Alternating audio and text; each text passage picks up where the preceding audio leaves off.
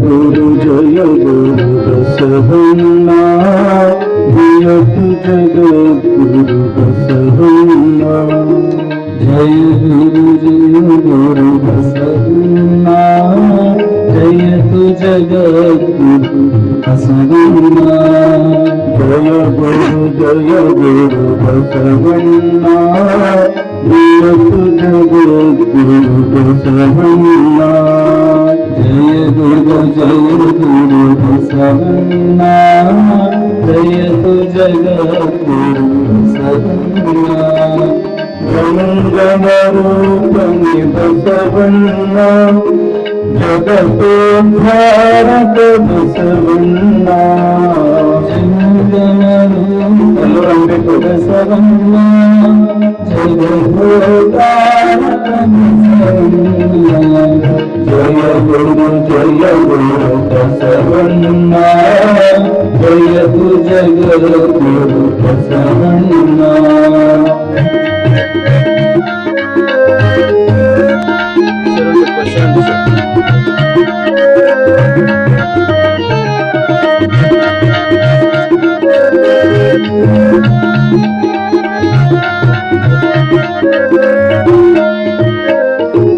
कल्याण वासने बसवन्ना कारुण्यमूर्ति बसवन्ना कल्याण बसवन्ना कारुण्यमूर्ति बसवन्ना योगिये बसवन्ना कैवल्यदातने बसवन्ना योगिये बसवन्ना कैवल्यदातने बसवन्ना जय गुरु बसवन्ना जयतु जगद्गुरु बसवन्ना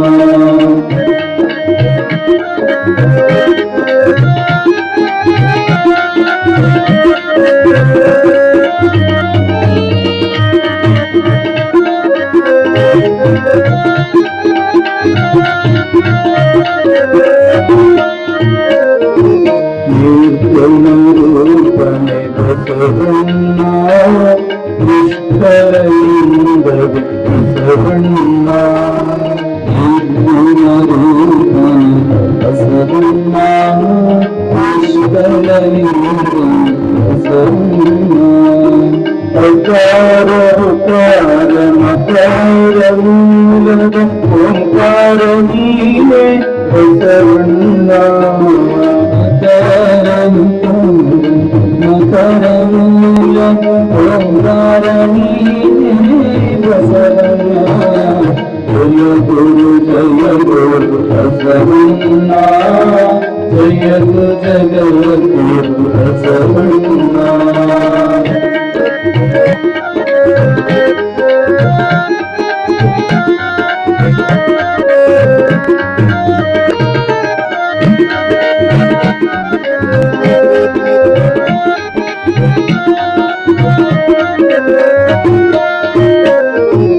परम प्रभुविनी बसवन्ना पतित पावन में बसवन्ना परम प्रभुविनी बसवन्ना पतित पावन में बसवन्ना भक्तर प्राण बसवन्ना भव भय कारक बसवन्ना बसवन्ना भव भय कारक बसवन्ना जय गुरु बसवन्ना जयतु जगद्गुरु बसवन्ना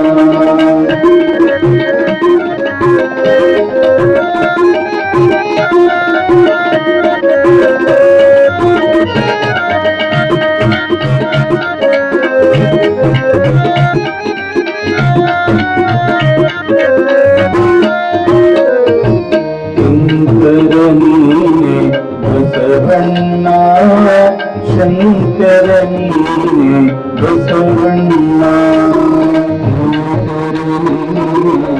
ಬಸವಣ್ಣ ಶಂಕರನಿ ಮಂತು ಮನೋಹರ ಮದವನು ಹರಿಸಿದ ಮಹಾದೇವ ನೀನೇ ಬಸವಣ್ಣ ಮದವನು ಹರಿಸಿದ ಮಹಾದೇವ ನೀನೇ ಬಸವಣ್ಣ ಜಯ ಗುರು ಜಯ ಬಸವಣ್ಣ ಜಯ ಜಗದ್ಗುರು ಬಸವಣ್ಣ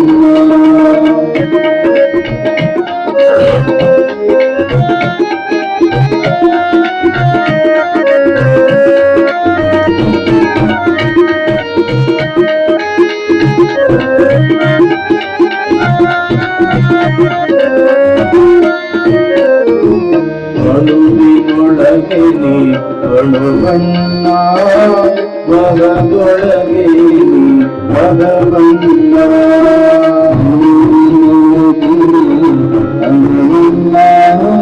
ಮಗದೊಳಗೆ ನೀ ಮಗವಣ್ಣ ಶರಣರ ಹೃದಯ ನಿವಾಸನೆ ಅಣ್ಣ ಬೇಗನೆ ಬಾರೈ ಬಸವಣ್ಣ ಶರಣರ ಹೃದಯ ನಿವಾಸನೆ ಅಣ್ಣ ಬೇಗನೆ ಬಾರೈ ಬಸವಣ್ಣ ಸಾಂಬ ಸದಾ ಶಿವ ಸಾಂಬ ಶಿವ ಸಾಂಬ ಸದಾ ಶಿವ ಸಾಂಬ ಶಿವ ಸಾಂಬ ಸದಾ ಶಿವ ಸಾಂಬ ಶಿವ ಸಾಂಬ ಸದಾ ಶಿವ ಸಾಂಬ ಶಿವ ಶಿವನೇ ಬಸವ ಬಸವ ಶಿವನೇ ಶಿವನೇ ಬಸವ ಬಸವ ಶಿವನೇ ಶಿವಲಿಂಗೇಶನೇ ಸಾಂಬ ಶಿವ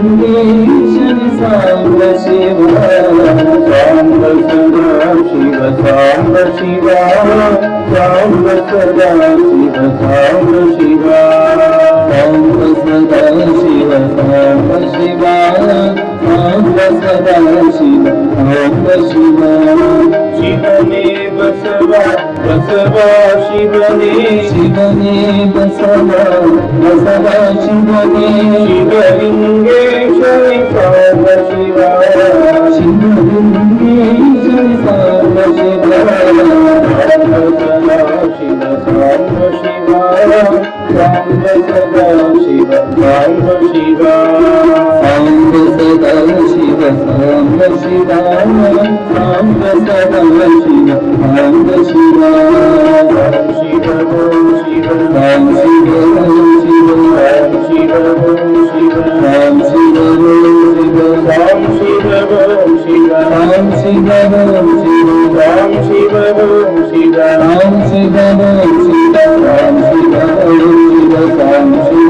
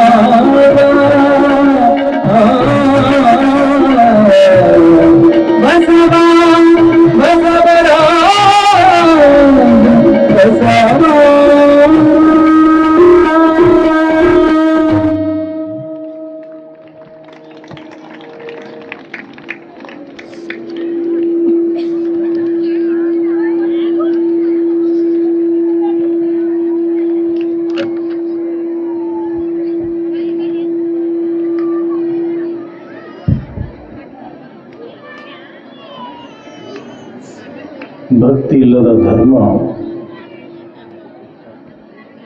ವ್ಯರ್ಥವಾಗುವುದೆಂದು ಭಕ್ತಿತ್ರಯವ ಕಲಿಸಿ ಮುಕ್ತನೆನಿಸಿ ಮುಕ್ತಿ ಪದವಿಗೆ ಸಂದ ಕರ್ತೃ ಬಸವೇಶನತೆ ಭಕ್ತಿ ಭಿಕ್ಷೆಯ ನೀಡಿ ಸಲಹೆಯನ್ನು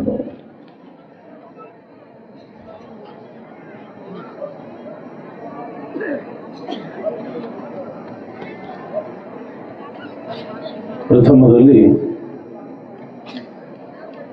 ಮಹಾಮಾನವತಾವಾದಿ ವಿಶ್ವಗುರು ವಿಶ್ವವಂದ್ಯ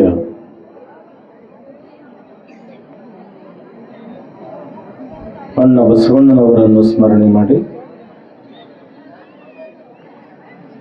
ಎಲ್ಲ ಪ್ರಮುಖರನ್ನು ಸ್ಮರಣೆ ಮಾಡಿ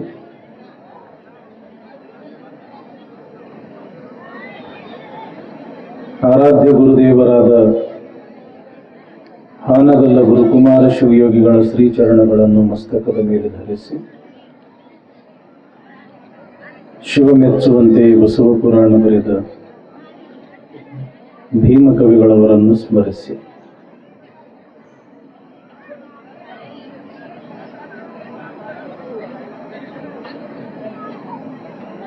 ಈ ಭಾಗದ ಕಾಮಧೇನು ಕಲ್ಪವೃಕ್ಷವಾಗಿ ಚಿಂತಿಸಿದವರ ಚಿಂತಾಮಣಿಯಾಗಿ ಈ ನಾಡಿನ ಏಳ್ಗೆಗಾಗಿ ತಮ್ಮ ತಪಸ್ಸನ್ನು ಧಾರೆ ಎರೆದಿರತಕ್ಕಂಥ ಶ್ರೀ ಗುರು ಶಿವಲಿಂಗೇಶ್ವರರನ್ನು, ಶರಣ ಶಿವಲಿಂಗೇಶ್ವರರನ್ನು, ಗುರುಶಾಂತೇಶ್ವರರನ್ನು ಸ್ಮರಣೆ ಮಾಡಿ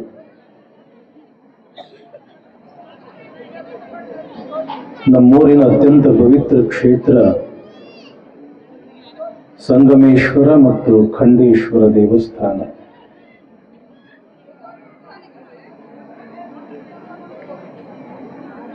ಈ ಐತಿಹಾಸಿಕ ಒಂದು ಪುಣ್ಯಕ್ಷೇತ್ರದ ಈ ದೇವಸ್ಥಾನದ ಬಹಳ ಅದ್ಭುತವಾಗಿ ಅಷ್ಟೇ ಸುಂದರವಾಗಿ ನಿರ್ಮಾಣಗೊಂಡಿರತಕ್ಕಂಥ ಮಹಾದ್ವಾರದ ಲೋಕಾರ್ಪಣೆ, ವೈರಾಗ್ಯನಿಧಿ ಅಕ್ಕ ಮಹಾದೇವಿಯ ಮೂರ್ತಿ ಪ್ರಾಣ ಪ್ರತಿಷ್ಠಾಪನೆ,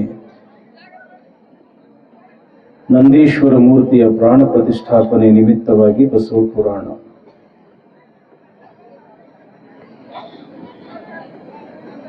ಈ ಬಸವ ಪುರಾಣ ಮತ್ತು ಈ ಕಾರ್ಯಕ್ರಮಗಳ ಯಶಸ್ಸಿಗೆ ತಮ್ಮನ್ನ ತಾವು ಸಮರ್ಪಿಸಿಕೊಂಡಿರ್ತಕ್ಕಂಥ ಇಬ್ಬರು ಪೂಜ್ಯರು.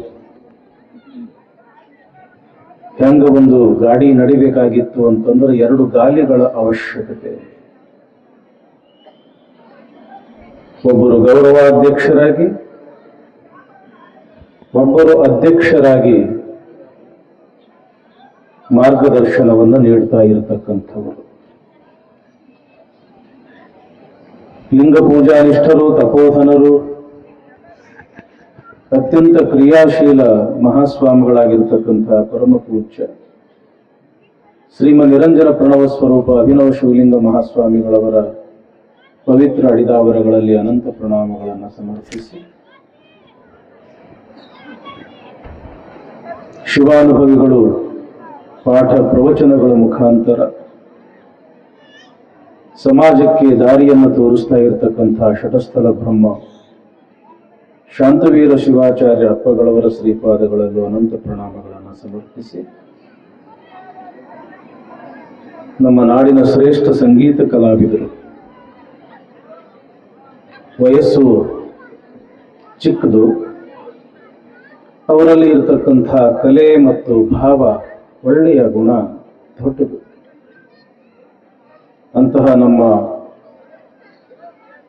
ಶರಣಬಸವ ಗವಾಯಿಗಳವರೇ, ನಮ್ಮ ಯಲ್ಲಪ್ಪ ಅವರೇ, ನಿತ್ಯವೂ ಕೂಡ ಬಸವಣ್ಣನಾಗಿ ಈ ಪುರಾಣ ಪೂಜೆಯಲ್ಲಿ ಭಾಗಿಯಾಗ್ತಕ್ಕಂಥ ನಮ್ಮ ಬಸವಂತರಾಯರವರೇ, ನಮ್ಮೂರಿನ ಮತ್ತು ಪರಸ್ಥಳದಿಂದ ಆಗಮಿಸಿರ್ತಕ್ಕಂಥ ಎಲ್ಲ ಗುರು ಹಿರಿಯರೇ, ಶರಣರೇ, ತಾಯಂದಿರೆ, ಮಕ್ಕಳೇ, ಎಲ್ಲರಿಗೂ ಶರಣಾರ್ಥಿ. ಇನ್ನೂ ಸ್ವಲ್ಪ ಜೋರ್ ಅಂದ್ರೆ ಚೆನ್ನಾಗಿರ್ತೈತಿ. ಆ ಕಡೆ ಹಿಂದಿದಂತೂ ಸುದ್ದಿನೇ ಇಲ್ಲ. ಶರಣರಿಪ್ಪ ಎಲ್ಲರಿಗೂ. ಇವರ ಎಷ್ಟು ಜಿಗಿದಾಡ್ತಾವ ನೋಡ್ರಿ, ಬಹಳ ಹುರುಪು ನಮ್ಮ ಹುಡುಗರು. ನಾವು ಮತ್ತು ಅಭಿನವ ಶಿವಲಿಂಗ ಸ್ವಾಮಿಗಳು ಅಕ್ಕಲ್ ಕೊಟ್ಟು ಹೋಗೋ ಸಂದರ್ಭ ಅದು. ಅಪ್ಪವ್ರು ಇಲ್ಲ ಮಠಕ್ಕೆ ಭಕ್ತರು ಬಂದಾರ, ನೀವು ಮುನ್ನಡ್ರಿ ನಾ ಹಿಂದೆ ಬರ್ತೀನಿ ಅಂತ ಹೇಳಂತ. ಆಯ್ತು ಅಂತ ತಿಳ್ಕೊಂಡು ಮುಂದೆ ನಮ್ ಗಾಡಿಯಾಗ ನಡೆದ್ವಿ. ಇಷ್ಟ ಹುಡುಗವ ಇಲ್ಲಿ ಕುಂತನ ಯಾರು ಗೊತ್ತಾಗವಲ್ದು. ಅವ ಕುಂತಿದ್ದ, ಹೇಳೋ ಅವಶ್ಯಕತೆಯಲ್ಲಿ ಯಾತ್ರ ಕುಂತಿದ್ದ ಅಂತ ತಿಳ್ಕೊಂಡ್ಬಿಡ್ರಿ. ಅವ ಕುಂತಿದ್ದ. ನಾನಂದೆ, ತಮ್ಮ ಹೆಂಗೋ ಹಿಂಗ ಕುಂಡ್ರುದು, ಕೆಳಗೆ ನೋಡಿದ್ರೆ ಬಿಡಾಕತ್ತಿ, ಮ್ಯಾಲ ನೋಡಿದ್ರೆ ಹಂಗ ತಿನ್ನಕತ್ತಿ, ಹಿಂಗ ಮಾಡಬಾರ್ದು ಅಂತ ನಾ ಅಂತೀನಿ. ಅಪ್ಪ ನಿಮ್ಗೆ ಗೊತ್ತಿಲ್ಲ ಏನ್ರಿ ಏನು ಅಂತ ಕೇಳಿದೆ. ಗಿರಣಿ ರೀ, ಮ್ಯಾಲ ಹಾಕರೆ ಕೆಳಗೆ ಬಿಡ್ತೈತಿ. ಮಕ್ಕಳು ಅವ್ರ ಭಾವ, ಅವ್ರ ಮುಗ್ಧತೆ, ಅವ್ರ ಚುರುಕುತನ ಒಮ್ಮೊಮ್ಮೆ ಎಂಥವರನ್ನು ಬೆರಗುಗೊಳಿಸ್ತದ. ಒಮ್ಮೆ ಜೋರಾಗಿ ಜಯಘೋಷ ಮಾಡ್ರಿ. ವಿಶ್ವಗುರು ಬಸವೇಶ್ವರ ಮಹಾರಾಜ ಕಿ, ಸಂಗಮೇಶ್ವರ ಮಹಾರಾಜ ಕಿ, ಖಂಡೇಶ್ವರ ಮಹಾರಾಜ ಕಿ. ಬರುತ್ತ ಹೋಗುತ್ತ ಇರುವವರು ಇಬ್ಬರು. ಇವತ್ತು ಯಾಕೋ ಸ್ವಲ್ಪ ಸರಿ ಇಲ್ಲಪ್ಪ ಮೈಕ್, ಸ್ವಲ್ಪ ಶಾರ್ಪ್ ಇಡ್ರಿ, ಬೇಸ್ ಇಡ್ರಿ, ಸ್ವಲ್ಪ ಯಾಕೋ ಆಗತ್ತದ ಕಿವಿ ಸ್ವಲ್ಪ. ಅಣ್ಣ ಹಾರನ್ ಸೌಂಡ್ ಕಂತ ಕಮ್ಮಿ, ಹಾರನ್ ಇದ್ರ ಡಕ್ಕನ್ ಬರ್ತಿಲ್ಲ. ಹಲೋ ಹಲೋ ಹಲೋ, ಬೇಸ್ ಇಡ್ರಿ, ಸ್ವಲ್ಪ ಎಕೋ ಇಡ್ರಿ. ಹಮ್ಮಿಂಗ್ ಆಗಕತ್ತದ, ಸ್ವಲ್ಪ ಹಮ್ಮಿಂಗ್ ಕಡಿಮೆ ಮಾಡಿ. ಹಲೋ ಹಲೋ, ಸ್ವಲ್ಪ ಎಕೋ ಇಡ್ರಿ, ಹಮ್ಮಿಂಗ್ ಕಡಿಮೆ ಮಾಡಿ. ಹಲೋ ಹಲೋ ಹಲೋ, ಎಕೋ ಕಡಿಮೆ ಮಾಡಿ. Hello, sound. ಹಲೋ, ಈ ಮಾನಿಟರ್ ಅಷ್ಟು ಚೇಂಜ್ ಮಾಡಿ, ಉಳಿದಿದ್ದೇನು ಮಾಡಬೇಡ್ರಿ. ಹಲೋ ಹಲೋ, ಸ್ವಲ್ಪ ಸೌಂಡ್ ಹೆಚ್ಚು ಬಿಟ್ರು ಅಷ್ಟೇ. ಹಲೋ ಹಲೋ ಹಲೋ, ಎಕೋ ಕಡಿಮೆ ಮಾಡಿ. ಹಲೋ ಹಲೋ,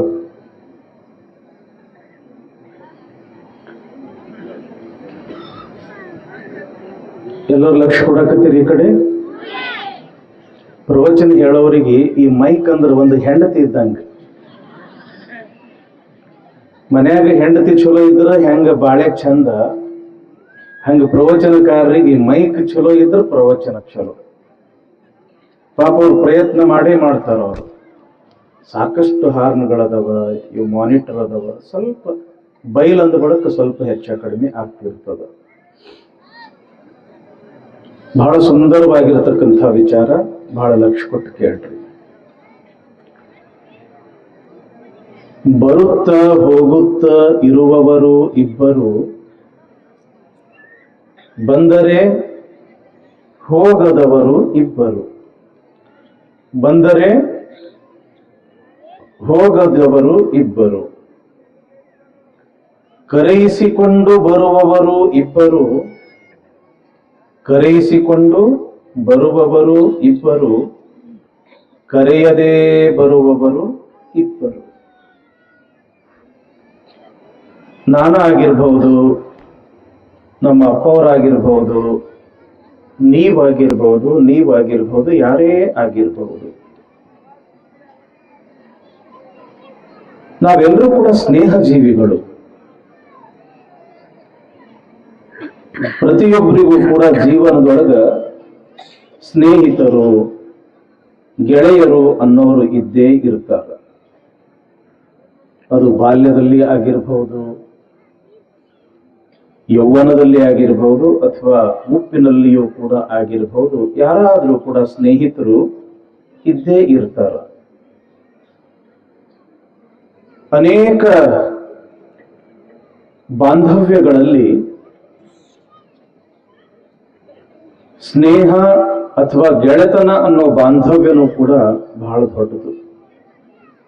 ಇದು ಅಷ್ಟೇ ಪವಿತ್ರವಾಗಿರತಕ್ಕಂಥ ಬಾಂಧವ್ಯವೂ ಹೌದು. ಎಷ್ಟರ ಮಟ್ಟಿಗೆ ಗೆಳತನ ಅನ್ನೋದು ದೊಡ್ಡದು, ಗೆಳೆಯ ಅನ್ನೋನು ದೊಡ್ಡವನು ಅಂತಂದ್ರ,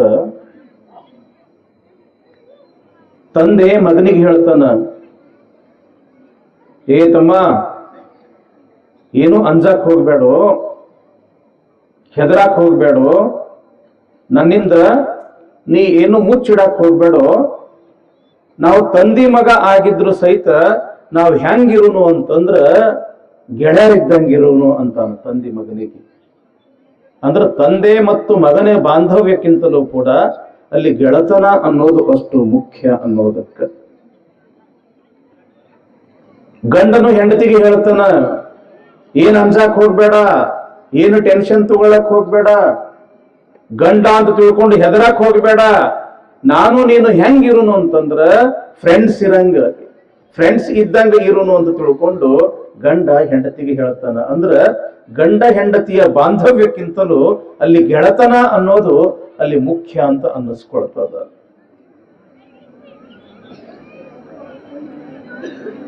ತಂದೆ ತಾಯಿ ಮುಂದ ಹಂಚ್ಕೊಳ್ಳದೆ ಆಗದೇ ಇರತಕ್ಕಂಥದ್ದು, ಮಕ್ಕಳ ಮುಂದೆ ಹಂಚ್ಕೊಳ್ಳಿಕ್ಕೆ ಆಗದೇ ಇರತಕ್ಕಂಥದ್ದು, ಗುರು ಹಿರಿಯರ ಜೊತೆಗೆ ಹಂಚ್ಕೊಳ್ಳಿಕ್ಕೆ ಆಗದೇ ಇರತಕ್ಕಂತಹ ವಿಚಾರಗಳು ನಾವು ಯಾರ ಜೊತೆಗೆ ಹಂಚ್ಕೊಳ್ತೀವಿ ಹೇಳ್ರಿ? ಗೆಳೆಯರ ಜೊತೆಗೆ ನಾವು ಹಂಚ್ಕೊಳ್ತೀವಿ. ಯಾಕ ಅಂತಂದ್ರ ಆ ಗೆಳತನ ಅಂತಂದ್ರ ಅಷ್ಟೊಂದು ಪವಿತ್ರ. ಏನೇ ಸುಖ ಆಗಿರ್ಬೋದು, ದುಃಖ ಆಗಿರ್ಬೋದು, ನೋವು ಆಗಿರ್ಬೋದು, ನಲಿವು ಆಗಿರ್ಬೋದು, ಸಹಾಯ ಸಹಕಾರ ಯಾವುದೇ ವಿಚಾರವಾಗಿರಲಿ, ನಾವು ಮನಸ್ಸು ಬಿಚ್ಚಿ ಹಂಚ್ಕೊಳ್ತಕ್ಕಂಥವ್ರು ಯಾರ ಜೊತೆಗೆ? ನಾವು ನಮ್ಮ ಗೆಳೆಯರ ಜೊತೆಗೆ. ಹೀಗಾಗಿ ಗೆಳತನ ಅನ್ನೋದು ಈ ಪ್ರಪಂಚದೊಳಗೆ ಬಹಳ ಪವಿತ್ರವಾಗಿರತಕ್ಕಂಥದ್ದು. ನಾವು ಇಲ್ಲಿ ಇರತಕ್ಕಂತಹ ಸಮಯದಲ್ಲಿ, ಶಾಲೆ ಕಲಿತಕ್ಕಂತಹ ಸಮಯದೊಳಗೆ ನಾವು ಗೆಳೆಯರ ಜೊತೆಗೆ ಬಹಳ ಚೆನ್ನಾಗಿರ್ತಿದ್ವಿ. ಹೋದ ವರ್ಷ ನಾವು ಕೂಡಿದ್ವಿ ಎಲ್ಲ ನಾವು ಕ್ಲಾಸ್ಮೇಟ್ಗಳು, ಒಂದು ಗುರುವಂದನ ಅಂತ ಕಾರ್ಯಕ್ರಮ ಮಾಡಿದ್ವಿ. ಬಹಳ ಖುಷಿ ಕೊಡುತ್ತು. ಅಪರೂಪಕ್ಕೆ ಸೇರಿದ್ವಿ ನಾವು. ಒಂದು 36-37 ವರ್ಷದ ನಂತರ ಕೂಡಿದ್ವಿ. ಏನೋ ಗೆಳೆಯರ ಜೊತೆಗೆ ಇರುವುದು ಅಂತಂದ್ರ, ಆ ಗೆಳೆತನ ಅಂತಂದ್ರ ಅಷ್ಟೊಂದು ಮಧುರ, ಅದು ಅಷ್ಟೊಂದು ರುಚಿ.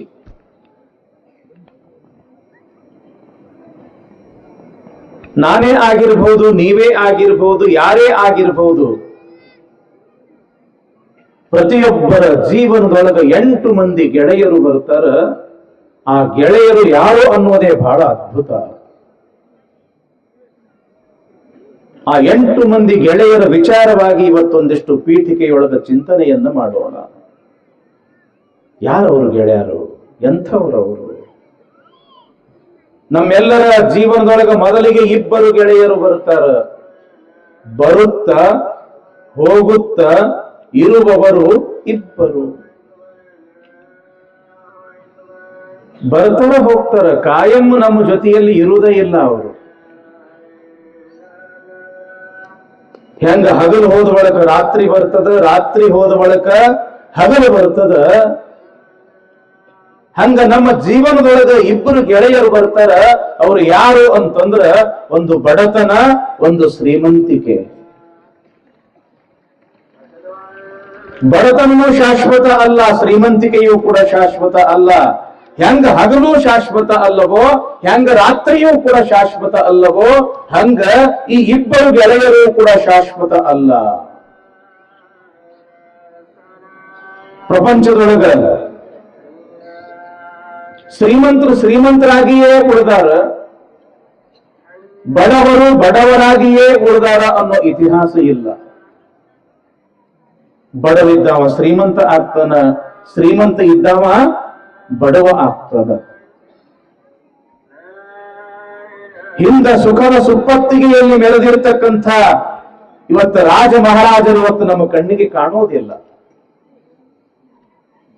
ವಿಜಯನಗರ ಸಾಮ್ರಾಜ್ಯದ ಹೆಸರು ಕೇಳಿರಬಹುದು ತಾವೆಲ್ಲರೂ. ಅದು ಬಹಳ ಕಾಲದವಾಗಿ ಬಹಳ ಕಾಲ ಅದು ವಿಜಯನಗರವಾಗಿಯೇ ಉಳಿದಿತ್ತು, ಇಲ್ಲ ಅಂತಲ್ಲ.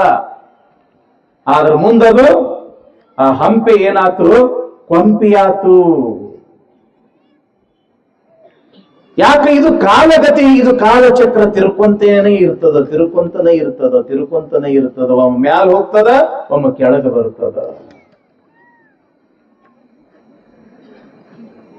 ಒಮ್ಮ ಲಕ್ಷ್ಮಿ ಮತ್ತು ಸರಸ್ವತಿಯರು ಪಾರ್ವತಿಯನ್ನ ಭೇಟಿ ಮಾಡಬೇಕು ಅಂತ ತಿಳ್ಕೊಂಡು ಕೈಲಾಸಕ್ಕೆ ಹೋದ್ರಂತ. ಕಥಿ ನೋಡ್ರಿ ತಂಗಿ, ಎಷ್ಟು ಚಂದದ, ನಿಮಗೆ ಎಷ್ಟು ಅರ್ಥ ಕೊಡ್ತದೆ ಇದು. ಲಕ್ಷ್ಮೀ ಸರಸ್ವತಿಯರು ಪಾರ್ವತಿ ಭೇಟಿಗೆ ಹೋಗ್ಯಾರ. ಅದೇ ಸಮಯಕ್ಕೆ ಯಾರು ಬಂದ್ರು ಅಲ್ಲಿ? ನಾರದ ಮಹರ್ಷಿಗಳು ಬಂದ್ರು. ನಾರಾಯಣ ನಾರಾಯಣ ಅನ್ಕೊಂತ ನಾರದನನ್ನ ನೋಡಿರ್ತಕ್ಕಂಥ ಲಕ್ಷ್ಮಿ ಅಂತಾಳ, ಅಕ್ಕ ಸರಸ್ವತಿ ನೋಡು ಯಾರು ಬಂದಾರ? ನಾರದ ಬಂದಾನ. ನಾರದ ಅಂದ್ರೆ ಸಾಮಾನ್ಯ ಏನು? ತ್ರಿಕಾಲಜ್ಞಾನಿ ಅವನು. ಪ್ರಪಂಚದ ಪ್ರತಿಯೊಬ್ಬ ಮನುಷ್ಯರ ಭವಿಷ್ಯವನ್ನ ಹೇಳತಕ್ಕಂತ ಮಹಾನ್ ಜ್ಞಾನಿ ನಾರದ. ಅಕ್ಕ, ಎಲ್ಲರ ಭವಿಷ್ಯವನ್ನು ಹೇಳ್ತಾ ಇರತಕ್ಕಂಥ ಈ ನಾರದನಿಂದ ನಾವು ಕೂಡ ನಮ್ಮ ಭವಿಷ್ಯ ಯಾಕೆ ಕೇಳಬಾರದು ಅಂತ ಆಶಾ ಆಯ್ತು. ಯಾರಿಗೆ? ಲಕ್ಷ್ಮಿಗೆ. ಮೊದಲನ ಲಕ್ಷ್ಮಿ ಸ್ವಭಾವ ಅಂತಂದ್ರೆ ಚಂಚಲ, ಬಹಳ ಚಂಚಲ ಸ್ವಭಾವ ಲಕ್ಷ್ಮಿದು. ಇದ್ದಂಗಿರುವುದಿಲ್ಲ, ಇದ್ದಲ್ಲಿ ಇರುವುದಿಲ್ಲ. ಆಯ್ತು ಅಂತ ತಿಳ್ಕೊಂಡು ಅಂದಳು ಸರಸ್ವತಿ. ನಾರದ ಇಲ್ಲಿ ಬಾ ಅಂತ ತಿಳ್ಕೊಂಡು ಕರೆದ್ರು. ಬನ್ನಿ ಅವ್ವ ಅಂತ ತಿಳ್ಕೊಂಡು ಹೊಡ್ಕೊಂತ ಬಂದ. ಇಬ್ರಿಗೂ ನಮಸ್ಕಾರ ಮಾಡ್ದ. ಏನ್ ಹೇಳ್ರಿ ಅಂತ ಕೇಳ್ದ. ಏನಿಲ್ಲ ನಾರದ, ಜಗತ್ತಿನ ಪ್ರತಿಯೊಬ್ಬರ ಭವಿಷ್ಯವನ್ನು ಕೂಡ ನಂಗೆ ಹೇಳ್ತಿ, ನಮ್ಮಿಬ್ಬರ ಭವಿಷ್ಯ ಹೇಳು ಅಂತ ತಿಳ್ಕೊಂಡು ಲಕ್ಷ್ಮೀ ಸರಸ್ವತಿಯರು ತಮ್ಮ ಕೈಯನ್ನ ಹಿಂಗ ಮುಂದೆ ಚಾಚಿಸಿದ್ರು. ಯಾವಾಗ ತಮ್ಮ ಎಡಗೈಯನ್ನ ಹಿಂಗ ಮುಂದೆ ಚಾಚಿದ್ರು, ಆವಾಗ ನಾರದ ಅಂತನ, ಅವ್ವ ನಿಮ್ಮ ಭವಿಷ್ಯ ನಾ ಕೈ ನೋಡಿ ಹೇಳೋದಿಲ್ಲ, ನಿಮ್ಮ ಹಸ್ತ ನೋಡಿ ಹೇಳೋದಿಲ್ಲ, ಬದಲಾಗಿ ನಿಮ್ಮ ನಡೆಯನ್ನು ನೋಡಿ ನಾನು ಹೇಳ್ತೇನೆ.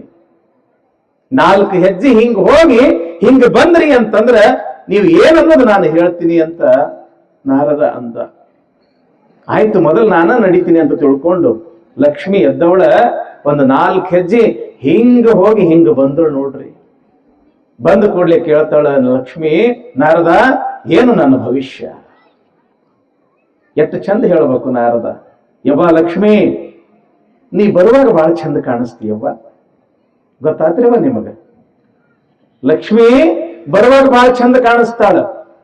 ಲಕ್ಷ್ಮಿ ನೀ ಬರುವಾಗ ಬಹಳ ಚಂದ ಕಾಣಿಸ್ತೀಯವ್ವ, ಆದ್ರೂ ಹೋಗುವಾಗ ಮಾತ್ರ ಕೆಟ್ಟ ಅಸಹ್ಯ ಕಾಣಿಸ್ತೀಯವ್ವ. ರೊಕ್ಕ ಬರುವಾಗ ಹೆಂಗ್ ಕಾಣಿಸ್ತೈತಿವ ನಮಗೆ? ಬಹಳ ಖುಷಿ ಅನಿಸ್ತದೇನಿಲ್ಲ? ಗಂಡ ಬಂಗಾರ ತಂದು ಕೊಡುವಾಗ ಹೆಂಗ ಅನಿಸ್ತದ? ನೆಲದ ಮೇಲೆ ಕಾಲ ಇರುವುದಿಲ್ಲ, ಆಕಾಶದೊಳಗೆ ಹಿಂಗ ತೇಲದಂಗ ಆಗ್ತಿರ್ತದ. ಯಾಕ? ಲಕ್ಷ್ಮಿ ಬರ್ತಿರ್ತಾಳ. ಬರುವಾಗ ಬಹಳ ಖುಷಿ. ಏನಾದ್ರೂ ಒಂದಿಷ್ಟು ಆಸ್ತಿ ಖರೀದಿ ಮಾಡುವಾಗ ಖುಷಿ, ಒಂದಿಷ್ಟು ನೌಕರಿ ಉದ್ಯೋಗ ಹತ್ತಿ ಒಂದಿಷ್ಟು ಪಗಾರ ಕೈಯಾಗ ಬಂತು ಅಂತಂದ್ರೆ ಬಹಳ ಖುಷಿ. ಬಂದಿರ್ತಕ್ಕಂಥ ಕಾಳ ಕಡಿ ಪ್ಯಾಟೆಗೆ ಹೋಗಿ ಮಾರಿ ರೊಕ್ಕ ತರುವಾಗ ಬಹಳ ಖುಷಿ. ಯಾಕೆ ಹೇಳ್ರಿ? ಲಕ್ಷ್ಮಿ ಬರ್ತಿರ್ತಾಳ. ಆದ್ರೆ ಬಂದ ಲಕ್ಷ್ಮಿ ಹೋಗಾಕತ್ತ ಏನ್ರಿಪ್ಪ? ಬಂದ ಲಕ್ಷ್ಮಿ ಹೋಗಾಕತ್ರ ಹೆಂಗ ಅನಿಸ್ತದ? ಕಣ್ಣ ನೀರ ಕಪಾಳಕ್ಕೆ ಬರ್ತವ. ಯಾಕ? ಲಕ್ಷ್ಮಿ ಬರುವಾಗಟ್ಟ ಚಂದ ಕಾಣಿಸ್ತಾಳ ಹೊರತು ಹೋಗುವಾಗಕ್ಕೆ ಚಂದ ಕಾಣಿಸುವುದಿಲ್ಲ. ಮನ್ಯಾಗ ಕಾಳ ಕಡಿಗೆ ದುಡ್ಡಿಲ್ಲ, ಹೆಂಡತಿ ಮಕ್ಕಳಿಗೆ ಒಂದಿಷ್ಟು ಏನಾದ್ರೂ ತಂದು ಕೊಡಬೇಕು ಅಂದ್ರೆ ಹಣ ಇಲ್ಲ. ಸಾಲದವ್ರು ಬಂದು ಕೇಳ್ತಾರ, ಬ್ಯಾಂಕಿಗಿದ್ರು ಸಾಲ ತುಂಬಬೇಕು, ಅವರಿಗೆ ಕೊಡಬೇಕು, ಇವರಿಗೆ ಕೊಡಬೇಕು, ಮನ್ಯಾಗ ಕಾಳಿಲ್ಲ, ಹೆಂಗ ಮಾಡ್ಲಿ ಅಂತ ತಿಳ್ಕೊಂಡು ತಲೆಯಾಗ 1 ಅಲ್ಲ 2 ಅಲ್ಲ 108 ವಿಚಾರಗಳು ಬರ್ತವ. ಎಷ್ಟರ ಮಟ್ಟಿಗೆ ತಲೆ ಕೆಡ್ತದ ಅಂತಂದ್ರ ಎಲ್ಲೇ ಕೆರೆ ಹಳ್ಳ ಬಾವಿ ನೋಡ್ಬೇಕನ್ನು ಅಂತ ಅನಿಸ್ತದ. ಎಷ್ಟೋ ಮಂದಿ ಈ ತಾಪ ತಾಳಲಾರ್ದಕ್ಕ ಎಷ್ಟೋ ಮಂದಿ ಆತ್ಮಹತ್ಯೆ ಮಾಡ್ಕೊಂಡಿದ್ದು ನಾವು ನೋಡ್ತೀವೇನಿಲ್ಲ?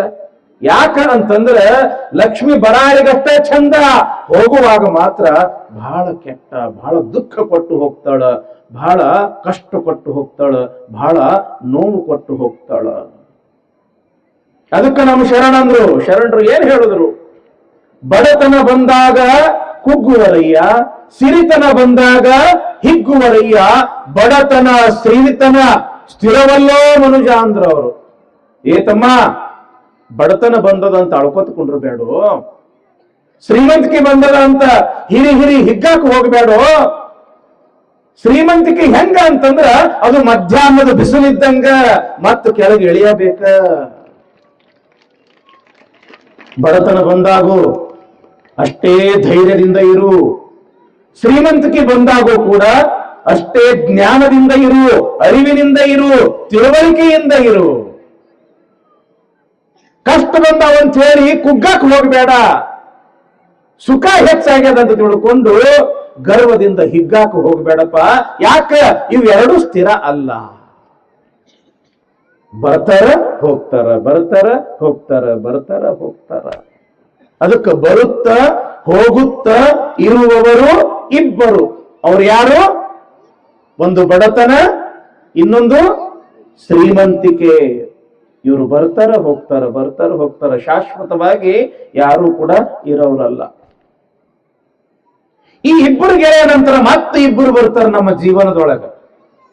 ಬಂದರೆ ಹೋಗದವರು ಇಬ್ರು. ಅವ್ರು ಬಂದ್ರು ಅಂತಂದ್ರೆ ಮುಗಿದೋತು.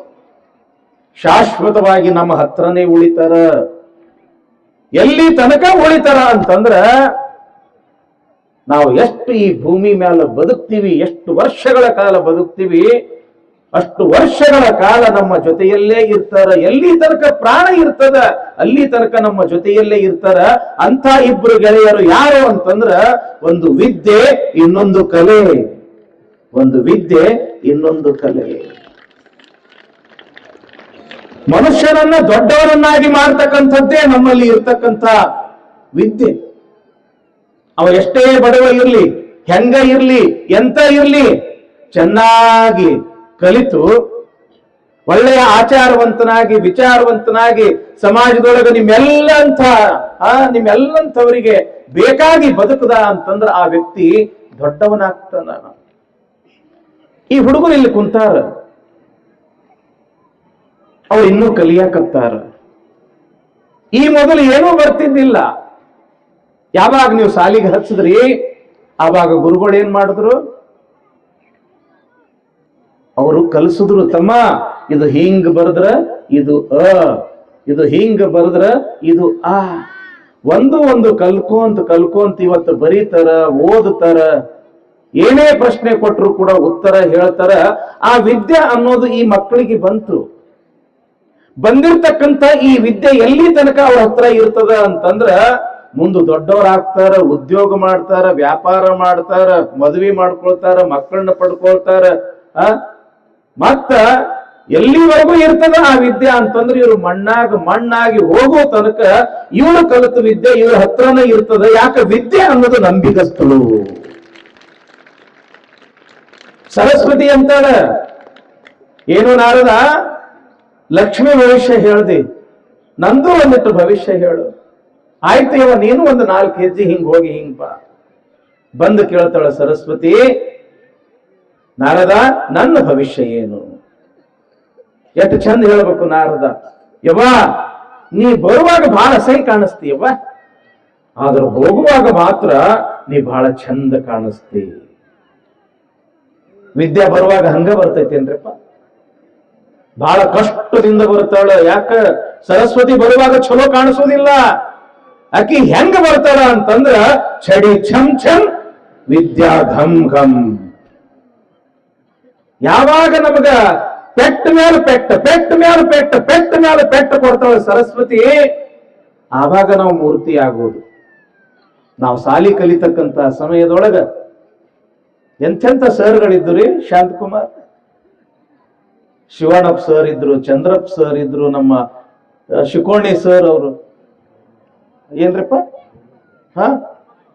ಹನುಮಂತರಾವ್ ಸರ್ ಅವರು, ಒಬ್ರ ಇಬ್ರ 7-8 ಜನ ಶಿಕ್ಷಕರು. ಈ ಹುಡುಗರು ಏನದಾವ, ಇವ್ರು ಕಡ್ತ ತಿಂದಿಲ್ಲ, ಇವ್ರು ನಾವು ಕಡ್ತ ತಿಂದೀವಿ. ಹಿಂಗ ಕೈ ಮ್ಯಾಲ ಒಂದು ಚಡಿ ಬಿತ್ತು ಅಂತಂದ್ರೆ ಇಟ್ಟು ಹೋಗ್ತಿದ್ದು, ಪುರಿ ಹೋಗದಂಗ ಹೋಗ್ತಿದ್ದು ಕೈ. ಹುರಿ ಉಬ್ಬದಂಗೆ ಹೋಗ್ತಿತ್ತು.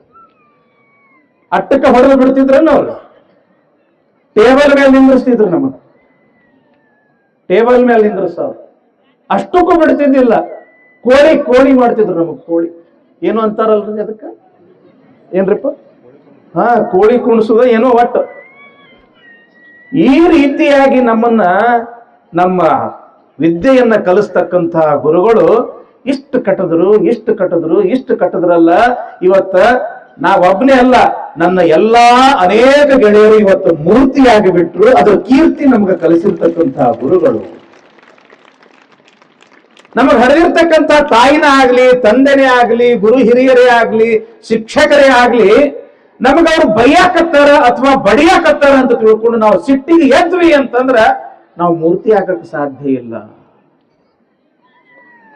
ಅವ್ರು ಎಷ್ಟು ಬಡಿತಾರ, ಎಷ್ಟು ಬೈತಾರ, ಎಷ್ಟು ಝೇಂಕರಿಸ್ತಾರ, ಅಷ್ಟು ನಮ್ಮ ಕಲ್ಯಾಣಕ್ಕ ಅಂತ ತಿಳ್ಕೊತಾನಲ್ಲ ಯಾವ ವ್ಯಕ್ತಿ, ಆ ವ್ಯಕ್ತಿ ಈ ಪ್ರಪಂಚದೊಳಗೆ ದೊಡ್ಡವನಾಗ್ತಾನ. ಅದಕ್ಕೆ ಸರಸ್ವತಿ, ನೀ ಬರುವಾಗ ಬಹಳ ಚಂದ ಕಾಣಿಸೋದಿಲ್ಲವಾ, ಬಹಳ ಅಸಹ್ಯ ಕಾಣಿಸ್ತಿ. ಆದ್ರೆ ಹೋಗುವಾಗ ಮಾತ್ರ ನೀ ಬಹಳ ಚಂದ ಕಾಣಿಸ್ತಿ. ಯಾವಾಗ ಕಷ್ಟದಿಂದ ಬಂದಿರತಕ್ಕಂತ ಆ ಸರಸ್ವತಿಯನ್ನ ನಾವು ಸ್ವಾಗತ ಮಾಡಿದ್ವಿ, ಪೂಜಾ ಮಾಡಿದ್ವಿ, ಅತ್ಯಂತ ಶ್ರದ್ಧೆಯಿಂದ ಆ ತಾಯಿಯನ್ನ ನಾವು ಪಡ್ಕೊಂಡ್ವಿ ಅಂತಂದ್ರ ಆ ಸರಸ್ವತಿ ನಮ್ಮನ್ನ ಎಷ್ಟು ಕೈ ಹಿಡಿತಾಳ, ಎಷ್ಟು ನಮ್ಮ ಜೀವನದೊಳಗೆ ನಮ್ಮನ್ನ ಮ್ಯಾಲಕ್ಕೆ ಎತ್ತಾಳ ಅಂತಂದ್ರ ನಾವು ಸುಡುಗಾರದಾಗ ಕುಂತರು ಸಹಿತ ಒಂದು ತುತ್ತ ಅನ್ನ ಕೊಡ್ತಾಳ ಸರಸ್ವತಿ.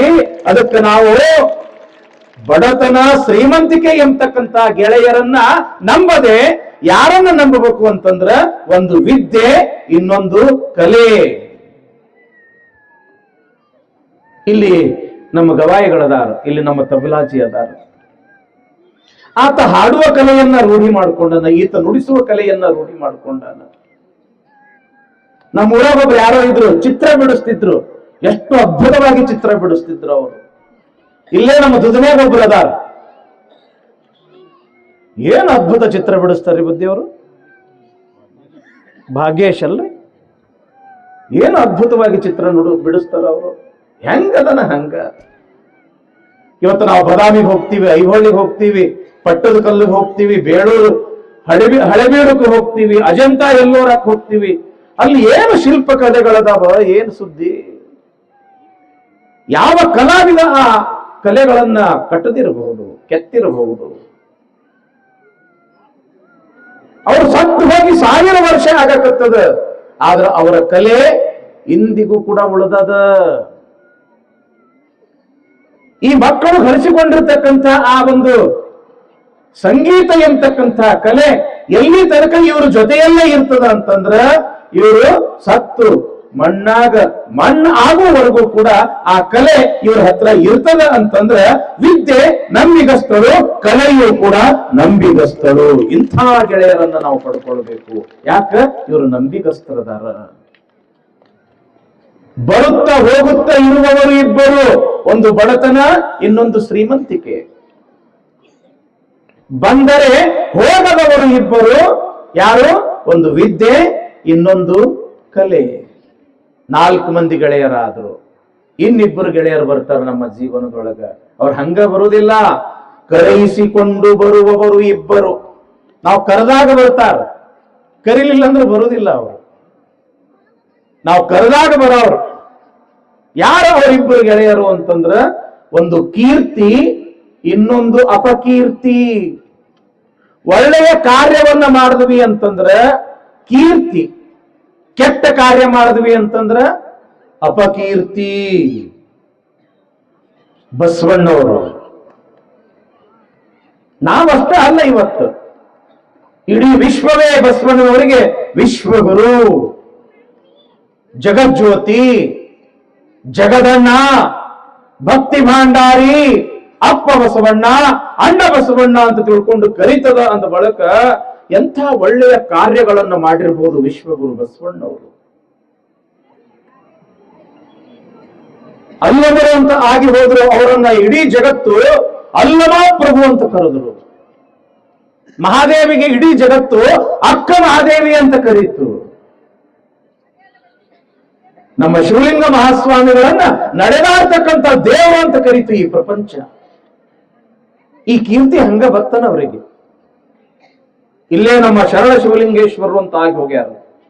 ಎಂಥವ್ರಪ್ಪ, ಎಂಥ ದೊಡ್ಡವರವರು, ಎಂಥ ಮಹಾತ್ಮರು. ಕಾಲ್ರಾ ಬಂದಾಗ, ಊರ್ ತುಂಬ ಕಾಲ್ರಾ ಹಬ್ಬಿದಾಗ ಒಬ್ಬರಲ್ಲ ಇಬ್ರಲ್ಲ 108 ಜನ ಕಾಲ್ರಾ ಬಂದು ಸಾಯ್ತಾ ಇರ್ತಕ್ಕಂತ ಸಮಯದೊಳಗ ಆ ಮಾರಿಗೆ ಹೇಳ್ತಾರೆ, ತಗೊಳ್ಳದಿತ್ತಂದ್ರೆ ನನ್ನ ಜೀವ ತಗೋ, ನಾನು ಹಿಪ್ಪಳಿಗೆಯಾಗ ಒಬ್ರು ಕೂಡ ಸಾಯಬಾರದು ನಿನ್ನ ರೋಗದಿಂದ ಅದು ತಿಳ್ಕೊಂಡು ಆ ಕಾಲ್ರಾವನ್ನು ತಾವು ಸ್ವಾಗತ ಮಾಡಿಕೊಂಡು ಆ ಮಾರಿಗೆ ತಾವು ಬಲಿಯಾಗ್ತಾರ, ಇಡೀ ಊರನ್ನು ಉಳಿಸ್ತಾರ. ಹಂಗ ಬರುವುದಿಲ್ಲ ಕೀರ್ತಿ ಅನ್ನೋದು, ಹಂಗ ಬರುವುದಿಲ್ಲ. ಒಳ್ಳೆಯ ಕಾರ್ಯಗಳನ್ನ ಮಾಡಿದಾಗ ಕೀರ್ತಿ ಅನ್ನೋದು ಬರ್ತದ. ಯಾಕ? ಖಂಡೇಶ್ವರ ಒಂದು ದೇವಸ್ಥಾನ ಮೊದಲು ನೀವು ನೋಡಿರಿ, ನಾವು ನೋಡಿರಿ. ಹೆಂಗಿತ್ರಪ್ಪ ದೇವಸ್ಥಾನ? ಇವತ್ತೇನದ ಕೈಲಾಸ ಕೈಲಾಸ ಕೈಲಾಸ. ಗರ್ಭಗುಡಿ ಎಷ್ಟು ಚಂದ ಆಗ್ಯದ, ಮುಂದೆ ಮಹಾದ್ವಾರ ಎಷ್ಟು ಅದ್ಭುತ ಆಗ್ಯದ, ಒಳಗಡೆ ಏನು ಎಷ್ಟು ಅಚ್ಚುಕಟ್ಟು ವ್ಯವಸ್ಥೆ. ಇದು ಹಂಗ ಆತನು. ಇವತ್ತು ಬಂದವರೆಲ್ಲ ಗುಡಿ ಬಹಳ ಚಂದ ಆಗ್ಯದ, ಗುಡಿ ಬಹಳ ಚಂದ ಆಗ್ಯದ, ಗುಡಿ ಬಹಳ ಚಂದ ಆಗ್ಯದ. ಇಡೀ ಊರೆಲ್ಲ ಇವತ್ತು ಕರಿಯಾಕತ್ತದ. ಸುತ್ತ 10 ಮಂದಿ, 10 ಹಳ್ಳಿ ಅಲ್ಲ 20 ಹಳ್ಳಿ ಮಂದಿ ಬಂದವರೆಲ್ಲ ಅನ್ನಕತ್ತಾರ, ಸಂಗಮೇಶ್ವರನ ಗುಡಿ ಬಹಳ ಚಂದ ಆಗ್ಯದ, ಖಂಡೇರಾಯನ ಗುಡಿ ಬಹಳ ಚಂದ ಆಗ್ಯದ. ಇದು ಹಂಗ ಬರ್ತದ ಏನು? ನೀವೆಲ್ಲ ಕಷ್ಟಪಟ್ಟು ದುಡಿದಾಗ ಮಾತ್ರ ಇದು ಕೀರ್ತಿ ಅನ್ನೋದು ಬರ್ತದ, ಹಂಗ ಬರುವುದಿಲ್ಲ. ಒಳ್ಳೆಯ ಕಾರ್ಯಗಳನ್ನ ನಾವು ಮಾಡಿದಾಗ ಅದು ಕೀರ್ತಿ ಅನ್ನೋದು ಬರ್ತದ. ಕರೆಯಿಸಿಕೊಂಡು ಬರುವವರು ಇಬ್ಬರು, ಒಂದು ಕೀರ್ತಿ, ಇನ್ನೊಂದು ಅಪಕೀರ್ತಿ. ಒಳ್ಳೆಯ ಕಾರ್ಯ ಮಾಡಿದಾಗ ಅದು ಕೀರ್ತಿ ಬರ್ತದ, ಕೆಟ್ಟ ಕಾರ್ಯ ಮಾಡಿದಾಗ ಅದು ಅಪಕೀರ್ತಿ. ನಾವು ಶಾಲೆ ಕಲಿತಕ್ಕಂತಹ ಸಮಯದೊಳಗೆ ನಮ್ಮ ಗುರುಗಳು ಹೇಳ್ತಿದ್ರು, ಅಡಿಕೆಗೆ ಹೋದ ಮಾನ ಆನೆ ಕೊಟ್ಟರು ಬಾರದು. ಚಲೋ ಅನ್ಸ್ಕೊಳ್ಳಕ ಬಹಳ ವರ್ಷಗಳೇ ಬೇಕಾಗ್ತವ. ಕೆಟ್ಟ ಅನ್ಸ್ಕೋಬೇಕಾಗಿತ್ತು ಅಂತಂದ್ರ ಒಂದು ಕೆಟ್ಟ ಕೆಲಸ ಮಾಡಿದ್ರೆ ಸಾಕು. ಕೆಟ್ಟ ಕೆಟ್ಟ ಅವನ್ ತಗೊಂಡು ಏನ್ ಮಾಡ್ತೇವ ಮಲಯ್ಯ. ರಾವಣನ ಹೆಸರು ಯಾರು ಕೇಳಿಲ್ಲ ಹೇಳ್ರಪ್ಪ? ರಾವಣನಂತ ಶಿವಭಕ್ತ ಈ ಪ್ರಪಂಚದೊಳಗೆ ಹಿಂದೂ ಆಗಿಲ್ಲ, ಮುಂದೂ ಕೂಡ ಆಗಕ್ಕೆ ಸಾಧ್ಯ ಇಲ್ಲ. ರಾವಣ ಆತ ತಪಸ್ಸನ್ನ ಮಾಡ್ತಾ ಇದ್ರ ಬ್ರಹ್ಮಲೋಕ, ವಿಷ್ಣು ಲೋಕ, ರುದ್ರಲೋಕ ಇವು 3 ಗಡಗಡ ಅಂತ ನಡೆಗುತ್ತಿದ್ವು ಅಂತ. ಈ ತರ ತಪಸ್ಸಿಗೆ ನಮ್ಮ ಪದವಿಯಲ್ಲಿ ಹಾರಿ ಹೋಗ್ತಾವ ಅಂತ ತಿಳ್ಕೊಂಡು ಅನ್ಸುತ್ತಿದ್ರಂತ ದೇವಾನುದೇವತೆಗಳೆಲ್ಲ. ಇಂಥ ಮಹಾನ್ ಶಿವಭಕ್ತ ಅನಿಸಿಕೊಂಡಿರ್ತಕ್ಕಂಥ ರಾವಣ ಜೀವನದೊಳಗೆ ಒಂದೇ ಒಂದು ತಪ್ಪು ಮಾಡ್ದ. ಏನು ತಪ್ಪು ಮಾಡ್ದ ಹೇಳ್ರಿ? ಮತ್ತೊಬ್ಬರ ಹೆಂಡತಿನ ಕಿಡ್ನಾಪ್ ಮಾಡ್ಕೊಂಡು ಹೋಗ್ಬಿಟ್ಟ. ಯಾರನ್ನ ಕಿಡ್ನಾಪ್ ಮಾಡ್ದ? ಸೀತಾನ ಎತ್ಕೊಂಡು ಹೋಗ್ಬಿಟ್ಟ. ಯಾವಾಗ ಸೀತಾನ ಎತ್ಕೊಂಡು ಹೋಗ್ಬಿಟ್ಟ ರಾವಣ, ಅವಾಗ ಮಹಾನ್ ಶಿವಭಕ್ತ ಎಂತಕ್ಕಂಥ ಕೀರ್ತಿ ಹೋಗಿ ಎಂಥ ಅಪಕೀರ್ತಿ ಬಂತು? ರಾಕ್ಷಸ ಅನ್ನೋ ಒಂದು ಅಪಕೀರ್ತಿ ಬಂತು, ಒಂದು ಕಲಂಕ ಬಂತು. ಅವ ಸತ್ತು ಹೋಗಿ ಎಷ್ಟು ವರ್ಷ ಆಗ್ಯದ ಗೊತ್ತದ ಏನು? 10,000 ವರ್ಷ ಆತು ರಾವಣ ಸತ್ತು ಹೋಗಿ. 10,000 ವರ್ಷ ಆದರೂ ಕೂಡ ಜಗತ್ತಿನ ತಾಯಿ ಇಲ್ಲಿವರೆಗೂ ಕೂಡ ಯಾವರೂ ಕೂಡ ತನ್ನ ಮಗನಿಗೆ ರಾವಣ ಅಂತ ಕರೆದಿಲ್ಲ. ಯಾಕ? ಅಡಿಕೆಗೆ ಹೋದ ಮಾನ ಆನೆ ಕೊಟ್ಟರು ಬಾರದು. ಒಳ್ಳೆಯ ಕಾರ್ಯಗಳನ್ನ ಮಾಡಿ ನಾವು ಕೀರ್ತಿ ಗಳಿಸಬೇಕೇ ಹೊರತು ಕೆಟ್ಟ ಕಾರ್ಯಗಳನ್ನ ಮಾಡಿ ನಾವು ಎಂದಿಗೂ ಕೂಡ ಅಪಕೀರ್ತಿ ಗಳಿಸಬಾರದು. ಅದಕ್ಕ ಕರೆಯಿಸಿಕೊಂಡು ಬರುವವರು ಇಬ್ಬರು. ಈ ಗೆಳೆಯರ ಹಂಗ ಅಲ್ಲ, ಕರೆಯಿಸಿಕೊಂಡಾಗ ಬರ್ತಾರೆ. ಕರೆಯಿಸಿಕೊಂಡು ಅಂದ್ರೇನು? ನಾವು ಒಳ್ಳೆ ಕಾರ್ಯ ಮಾಡಿದ್ವಿ ಅಂತಂದ್ರೆ ಕೀರ್ತಿ, ಮತ್ತು ಕೆಟ್ಟ ಕಾರ್ಯ ಮಾಡಿದ್ವಿ ಅಂತಂದ್ರ ಅಪಕೀರ್ತಿ ಬರ್ತಾಳ. ಅದಕ್ಕ ಕರೆಯಿಸಿಕೊಂಡು ಬರುವವರು ಇಬ್ಬರು, ಕೀರ್ತಿ ಮತ್ತು ಅಪಕೀರ್ತಿ. ಎಷ್ಟು ಮಂದಿ ಗೆಳೆಯರಾದ್ರು ತಮ್ಮ? 6 ಮಂದಿ ಆದ್ರೇನಿಲ್ಲ, 6 ಮಂದಿ. ಬರುತ್ತಾ ಹೋಗುತ್ತಾ ಇರುವವರು ಇಬ್ಬರು, ಬಡತನ ಶ್ರೀಮಂತಿಕೆ. ಬಂದರೆ ಹೋಗದವರು ಇಬ್ಬರು, ವಿದ್ಯೆ ಮತ್ತು ಕಲೆ. ಕರೆಯಿಸಿಕೊಂಡು ಬರುವವರು ಇಬ್ಬರು, ಒಂದು ಕೀರ್ತಿ, ಇನ್ನೊಂದು ಅಪಕೀರ್ತಿ. ಕಟ್ಟ ಕಡೆಗೆ ಇನ್ನು ಇಬ್ಬರು ಗೆಳೆಯರು ಬರ್ತಾರ, ಕರೆಯದೇ ಬರುವವರು ಇಬ್ಬರು. ನಾವು ಕರೆಯುವುದೇ ಬೇಕಾಗಿಲ್ಲ, ತನ್ನ ಟೈಮ್ ಆತು ಅಂತಂದ್ರೆ ಅವ್ರು ಬಂದೇ ಬಿಡ್ತಾರ. ಅವ್ರು ಬಡವರ ಇರ್ಲಿ, ಶ್ರೀಮಂತರ ಇರ್ಲಿ, ಗುರುನ ಇರ್ಲಿ, ಶಿಷ್ಯನ ಇರ್ಲಿ, ರಾಜನ ಇರ್ಲಿ, ಪ್ರಧಾನಿನ ಇರ್ಲಿ, ತನ್ನ ಟೈಮ್ ಆತು ಅಂತಂದ್ರ ಅವ್ರಿಬ್ರು ಬಂದೇ ಬರ್ತಾರ. ಅವ್ರು ಯಾರು ಅಂತಂದ್ರ ಒಂದು ಮುಪ್ಪ, ಇನ್ನೊಂದು ಸಾವು. ಹೌದಲ್ರಿ? ಮುಪ್ಪು ಬಂತು ಅಂತಂದ್ರ ಮುಗಿದು ಹೋತು. ಯಾರಾದ್ರೂ ಬ್ಯಾಡಂದ್ರೆ ಬಿಡ್ತೈತೇನ್ರಪ್ಪ ಅದು? ಏನ್ರಪ್ಪ ಮುಪ್ಪನಿ ನನಗೆ ಬರಬೇಡ, ನಾ ಬಹಳ ದೊಡ್ಡ ಶ್ರೀಮಂತ ಅದೀನಿ, ನಾ ಬಹಳ ಗುರು ಅದೀನಿ, ಜಗದ್ಗುರು ಅದೀನಿ ಅಂತಂದ್ರೆ ಬಿಡ್ತೈತೇನದು? ಇಲ್ಲ. ಮುಪ್ಪ ಬರುದ, ಸಾವು ಕೂಡ ಬರುದ. ಅದೆಲ್ಲ ನಾವು ಮುದುಕರ ಕಣ್ಣಂಗ್ ಕಾಣಬಾರ್ದು, ಮುದುಕಿಯರ್ ಕಣ್ಣಂಗ್ ಕಾಣಬಾರ್ದು ಅಂತಂದ್ರ ನಾವೆಲ್ಲ ಬಹಳ ಪ್ರಯತ್ನ ಮಾಡ್ತೀವಿ. ಕೂದಲು ಬೆಳ್ಳಗಾದ್ರೆ ಬಣ್ಣ ಹಚ್ಕೊಳ್ತೀವಿ. ನೀವು ಎಟ್ಟ ಬಣ್ಣ ಹಚ್ಕೊಂಡ್ರೆ ಸಹಿತ ಮತ್ 4 ದಿವಸದ ಹಾದ ಹೊಳಕ ಅದು ಮತ್ತ ಬಡ್ಡ್ಯಾಗ ಅಗ್ದಿ ಬೆಳ್ಳಿ ಚುಕ್ಕಿ ಮಿರಿ ಮಿರಿ ಮಿರಿ ಮಿರಿ ಮಿನ್ಸ್ತಿರ್ತದ. ಅದು ಯಾಕೆ? ಮುಪ್ಪ ಮುಚ್ಚಿಡಕ್ ಆಗುದಿಲ್ಲ, ಸಾವ ಬಚ್ಚಿಡಕ್ ಆಗುದಿಲ್ಲ. ಹಲ್ಲು ಬೀಳ್ತಾವ, ಹಲ್ಲು ಸೆಟ್ ಹಾಕೊಳ್ತೀವಿ. ಔಷಧದಾಗ ಮಾತಾಡಕ್ ಹೋಗಾಗ ಕಳಚ್ ಪಡಕ್ನ ಬಿದ್ದು ಬಿಟ್ಟಿರ್ತೈತಿ. ಕಣ್ಣು ಮಂಜಾಗ್ತವ, ಚಸ್ಮಾ ಹಚ್ಕೊಳ್ತೀವಿ. ಏನ್ ಮಾಡಿದ್ರು ಕೂಡ ಮುಪ್ಪ ತಪ್ಪೈತೇನು ಬರೋದು? ಅದು ಬಂದ ಬರೋದು. ಅದು ತನ್ನ ಸಮಯ ಬಂತು ಅಂತಂದ್ರ ಮುಪ್ಪು ಬರುದ. ಮತ್ತ ಇನ್ನೊಂದೇನು ಬರ್ತದ? ಸಾವು. ಎಷ್ಟು ವರ್ಷ ಆ ಕಾಲ ನಮ್ಮ ಹಣೆ ಬರದಾಗ ಬರೆದಿರ್ತಾನ, ಅಷ್ಟು ವರ್ಷ ಮಾತ್ರ ನಾವು ಈ ಭೂಮಿ ಮೇಲೆ ಇರಾಕ್ ಆಗ್ತದ. ಸಾವು ಅನ್ನೋದು ಬಂತು ಅಂತಂದ್ರ ಇಲ್ಲಿ ಯಾರಿಗೂ ಕೂಡ ನಿಲ್ಲಾಕ ಅವಕಾಶನೇ ಇಲ್ಲ. ಗೌತಮ ಬುದ್ಧನ ಹತ್ರ ಒಬ್ಬ ತಾಯಿ ಬಂದಳಂತ. ಯಪ್ಪ, ನೀ ಬಹಳ ದೊಡ್ಡ ಮಹಾತ್ಮ ಅದಿ, ಇರಾಕ್ ಒಬ್ಬ ಮಗ ಸತ್ತಾನ, ಹೆಂಗಾರ ಮಾಡಿ ಅವನಿಗೆ ಬದುಕಿಸು ಅಂತ ತಿಳ್ಕೊಂಡು ಬಂದಳಂತ. ಅವಾಗ ಗೌತಮ ಬುದ್ಧರಂತ ಅಂದ್ರಂತ, ನೋಡ್ತಾಯಿ, ಈ ಊರಾಗ ಹೋಗಿ ಭಿಕ್ಷಾ ಬೇಡಿ ಬಾ, ಯಾರ ಮನೆಯಾಗ ಸತ್ತಿಲ್ಲ ಅಂತವ್ರ ಮನೆಯಾಗ ಸಾಸ್ವಿ ತಗೊಂಡು ಬಾ, ನಿನ್ನ ಮಗನನ್ನ ಬದುಕಿಸ್ತೀನಿ ಅಂದ್ರಂತ ಗೌತಮ ಬುದ್ಧರು. ಮನೆಗೆ ಹೋಗ್ತಿದ್ಳು ತಾಯಿ, ಸಾಸ್ವಿ ಕೊಡ್ರಿ ಅಂತ ಕೇಳ್ತಿದ್ಳು. ತರಾಕ ಹೋಗ್ತಿದ್ರು, ತರ್ತಿದ್ರು. ನಿಮ್ ಮನ್ಯಾಗ ಹಿಂದೆ ಯಾರೇನು ಸತ್ತಾರೇನ್ರಿ ಅಂತ ಹೇಳಿ ಕೇಳ್ತಿದ್ಳು. ಇಲ್ಲ, ಹಿಂದೆ ನಮ್ಮ ಅಜ್ಜ ಸತ್ತಾನ, ಮುತ್ತಜ್ಜ ಸತ್ತಾನ. ಒಂದಲ್ಲ, ಎರಡಲ್ಲ, 100 ಮನೆ ತಿರುಗಿದ್ರು ಕೂಡ ಎಲ್ಲರ ಮನ್ಯಾಗ ಅದೇ ಉತ್ತರ, ನಮ್ಮ ಮನ್ಯಾಗೂ ಸತ್ತಾರ, ನಮ್ಮ ಮನ್ಯಾಗೂ ಸತ್ತಾರ, ನಮ್ಮ ಮನ್ಯಾಗೂ ಸತ್ತಾರ. ಅವಾಗ ಆಕಿಗೆ ಜ್ಞಾನೋದಯ ಆತು ಅಂತಂದ್ರ, ಜ್ಞಾನೋದಯ ಆಯ್ತು ಅಂತ ಏನಂತ? ಸಾವು ಅನ್ನೋದು ಎಲ್ಲರಿಗೂ ಕೂಡ ಬರುದ. ಅದು ಸ್ವಲ್ಪ ಬೇಗ ಆದ್ರೂ ಬರ್ಬಹುದು, ಲೇಟ್ ಆಗಿ ಬರಬಹುದು. ಅದಕ್ಕೆ ಬಸವಣ್ಣವ್ರು ಏನಂತಾರ?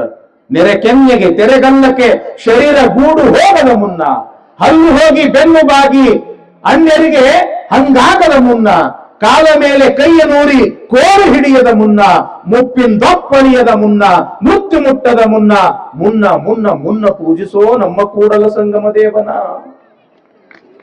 ತಮ್ಮ ಹುಟ್ಟಿವಿ ಅಂತಂದ್ರೆ ಒಂದಿಲ್ಲ ಒಂದು ದಿವಸ ನಾವು ಸತ್ಯ ಸಾಯ್ತೀವಿ. ಆದ್ರೆ ನಮ್ಮ ಜೀವನದೊಳಗ ಈ ಏನು 8 ಮಂದಿ ಗೆಳೆಯರು ಬರ್ತಾರಲ್ಲ, ಆ 8 ಮಂದಿ ಗೆಳೆಯರನ್ನ ಮಾತನ್ನು ನೀನು ಬಹಳ ಚೆನ್ನಾಗಿ ಅರ್ಥ ಮಾಡ್ಕೋಬೇಕು. ಬಡತನ, ಸಿರಿತನ ಎಂಬತಕ್ಕಂತ 2 ಗೆಳೆಯರು ಬರ್ತಾರ, ಅವ್ರನ್ನ ನಂಬಾಕ ಹೋಗ್ಬೇಡ. ವಿದ್ಯೆ ಮತ್ತು ಕಲೆ ಎಂಬತಕ್ಕಂತ ಗೆಳೆಯರು ಬರ್ತಾರ, ಅವ್ರಿಬ್ಬರನ್ನ ನೀನು ಬಹಳ ನಂಬಬೇಕಪ್ಪ. ಕರೆದಾಗ ಬರ್ತಕ್ಕಂಥವ್ರು 2 ಅದಾರ, ಒಂದು ಕೀರ್ತಿ, ಒಂದು ಅಪಕೀರ್ತಿ. ನೀನು ಕೆಟ್ಟ ಕೆಲಸ ಮಾಡಿ ಅಪಕೀರ್ತಿಯನ್ನ ನೀ ಕರೆಯಕ ಹೋಗ್ಬೇಡ, ಒಳ್ಳೆಯ ಕೆಲಸವನ್ನ ಮಾಡಿ ನೀನು ಕೀರ್ತಿ ಎಂಬತಕ್ಕಂಥವನನ್ನ ಕರಿ.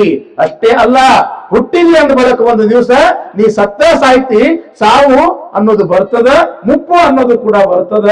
ಆ ಮುಪ್ಪು ಸಾವು ಬರೋದಕ್ಕಿಂತ ಮುಂಚೆ ಆ ಮೃತ್ಯುಂಜಯನನ್ನ ನೀನು, ಆ ಮೃತ್ಯುಂಜಯ ಅಂದ್ರೆ ಆ ಪರಮಾತ್ಮನ ಆರಾಧನೆಯನ್ನ ಮಾಡಿ, ಭಕ್ತಿಯನ್ನ ಮಾಡಿ ನೀ ಆ ಪರಮಾತ್ಮನ ಒಲುಮೆಯನ್ನ ಪಡ್ಕೊಳ್ಬೇಕು ಎಂಬತಕ್ಕಂತ ಒಂದು ವಿಚಾರ ಇಲ್ಲಿ ಪೀಠಿಕಾ ಭಾಗದಲ್ಲಿ ನೋಡ್ತಾ, ಇನ್ನು ಪುರಾಣ ಭಾಗದಲ್ಲಿ ಯಾವ ವಿಚಾರ ಬರುತ್ತದೆ ಅನ್ನೋದನ್ನ ನಮ್ಮ ಗವಾಯಿಗಳು ಒಂದು ಹಾಡನ್ನ ಹೇಳ್ತಾರೆ. ನಂತರ ವಿಷಯ ಮುಂದುವರಿಸೋಣ.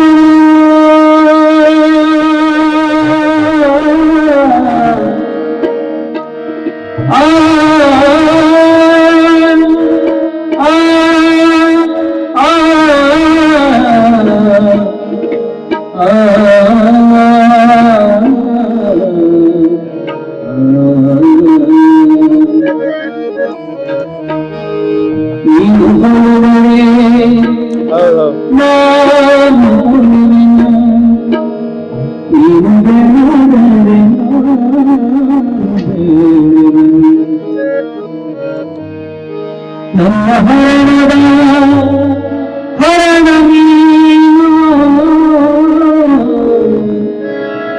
ನನ್ನ ಮರಣದ ಮರಣವು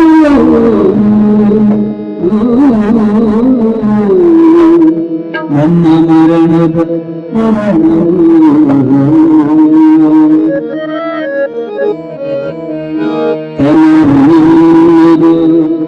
ಮರಣವು ಎಲ್ಲ ಜೀವ ಧನವು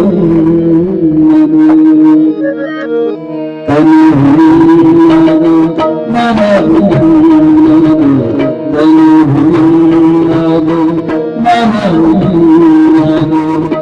ಎಲ್ಲ ಜೀವನ ಧನವು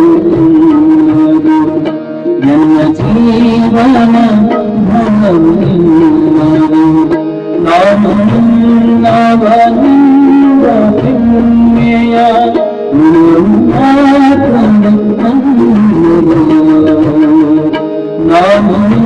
ನವ ನಂದ ಹೆಮ್ಮೆಯ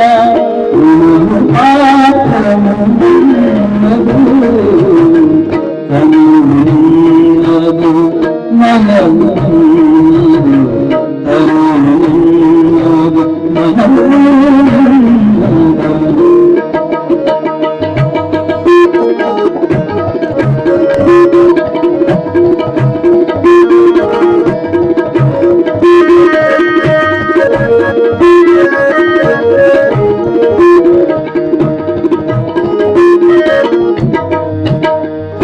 ನೀನು ಹೊಳೆದರೆ ನಾನು ಹೊಳೆವೆನು, ನೀನು ಬೆಳೆದರೆ ನಾನು ಬೆಳೆವೆನು.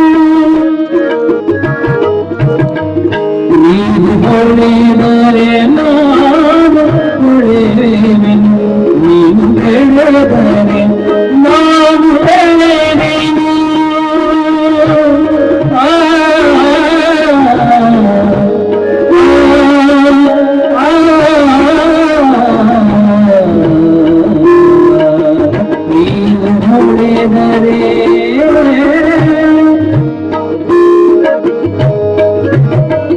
ನೀನು ಹೊಳೆದರೆ ನಾನು ಹೊಳೆವೆನು, ನೀನು ಬೆಳೆದರೆ ನಾನು ಬೆಳೆವೆನು. ನನ್ನ ಹರಣದ ಹರಣ ನೀನು, ನನ್ನ ಹರಣದ ಹರಣ ನೀನು, ನನ್ನ ಮರಣದ ಮರಣವು, ನನ್ನ ಮರಣದ ಮರಣವು.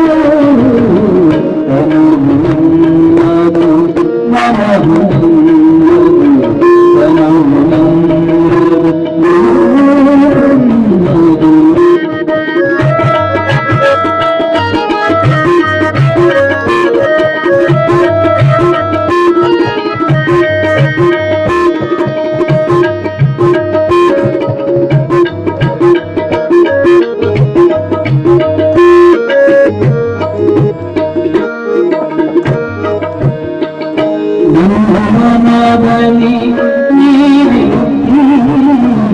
ನನ್ನ ಹೃದಯದಲ್ಲಿ ಭಕ್ತಿ ಭಕ್ತಿ, ನನ್ನ ಮನದಲ್ಲಿ ನೀನೆ ನನ್ನ ಹೃದಯದಲ್ಲಿ ಭಕ್ತಿ ಭಕ್ತಿ. ನೀನೆ ಬಾಳ ಲೋಹ ಶಕ್ತಿಯು, ನೀನೆ ಬಾಳ ಲೋಹ ಶಕ್ತಿಯು, ನನ್ನ ಜೀವನ ಮುಕ್ತಿಯು, ನನ್ನ ಜೀವನ ಮುಕ್ತಿಯು.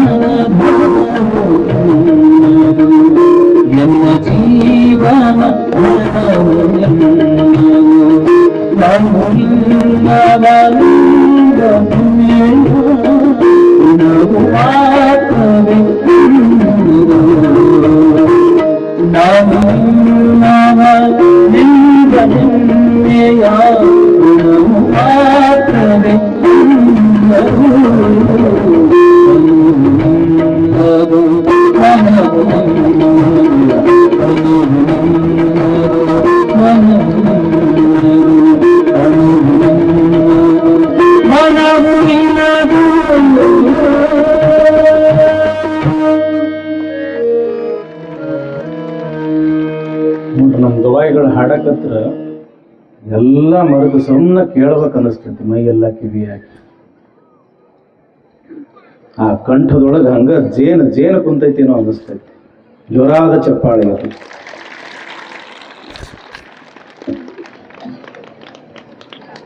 ದಾಂಪತ್ಯ ಜೀವನವು ಕಂಪುಳ್ಳ ರಸಪಾಕ,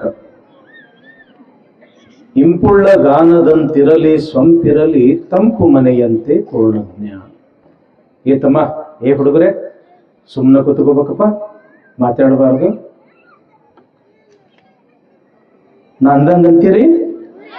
ತಂದೆ ನೀನು, ತಾಯಿ ನೀನು, ಬಂಧು ನೀನು, ಬಳಗ ನೀನು, ನನಗೆ ನೀನಲ್ಲದೆ ಮತ್ತಾರು ಇಲ್ಲವಯ್ಯ, ಕೂಡಲ ಸಂಗಮ ದೇವ. ಹಾಲಲ್ಲದ್ದು ನೀರಲ್ಲದ್ದು ನಿಮ್ಮ ಧರ್ಮ. ಕೈ ಹಿಂಗ ಮಾಡ್ರಿ, ಹಿಂಗ ತಗೊಳ್ರಿ, ಹಿಂಗ ಇಟ್ಕೊಂಡು ಬಿಡ್ರಿ.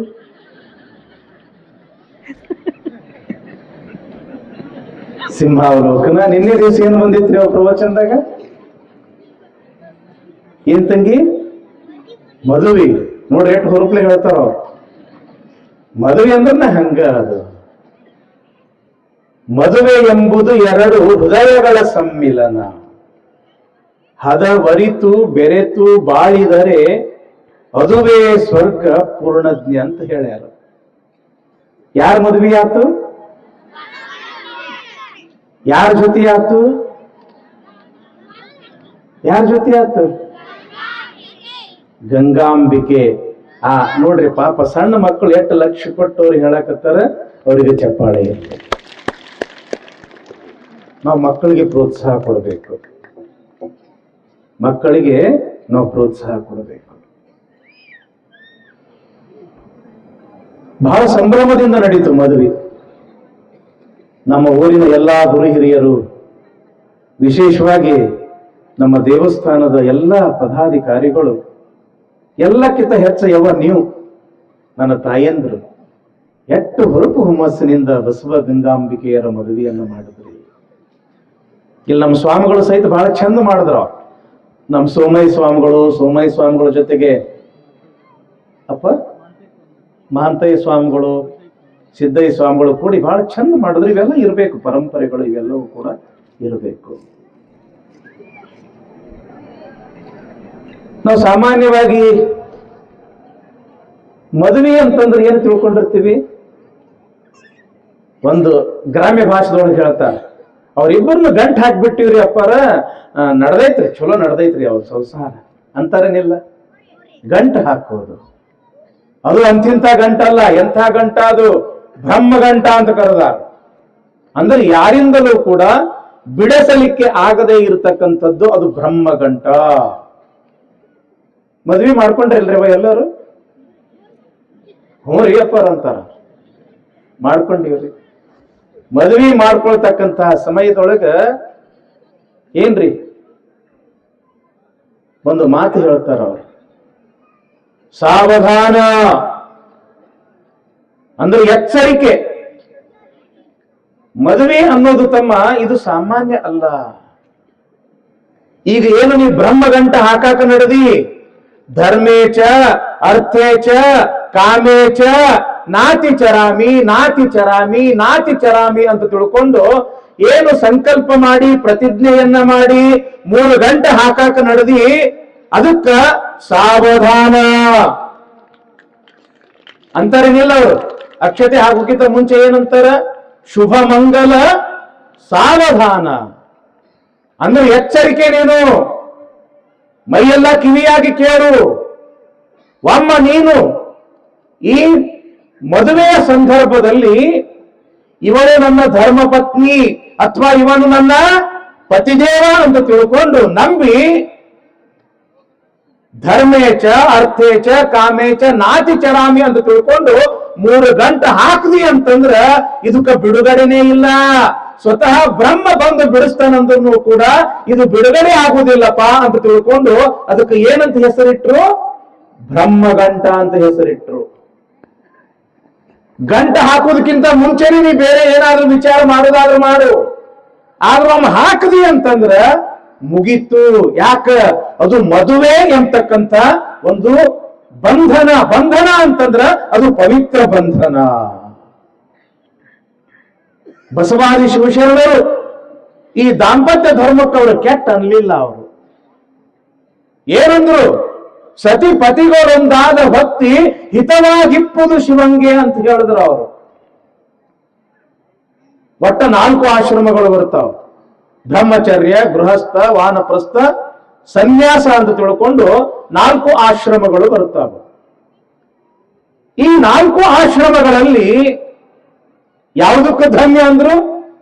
ಏನು ಬ್ರಹ್ಮಚರ್ಯಕ್ಕಂದ್ರು, ಗೃಹಸ್ಥಕ್ಕಂದ್ರು, ವಾನಪ್ರಸ್ಥಕ್ಕಂದ್ರು, ಸನ್ಯಾಸಕ್ಕಂದ್ರು? ಯಾತಕ್ಕಂದ್ರು ಅಂತಂದ್ರ ಧನ್ಯೋ ಗೃಹಸ್ಥಾಶ್ರಮ.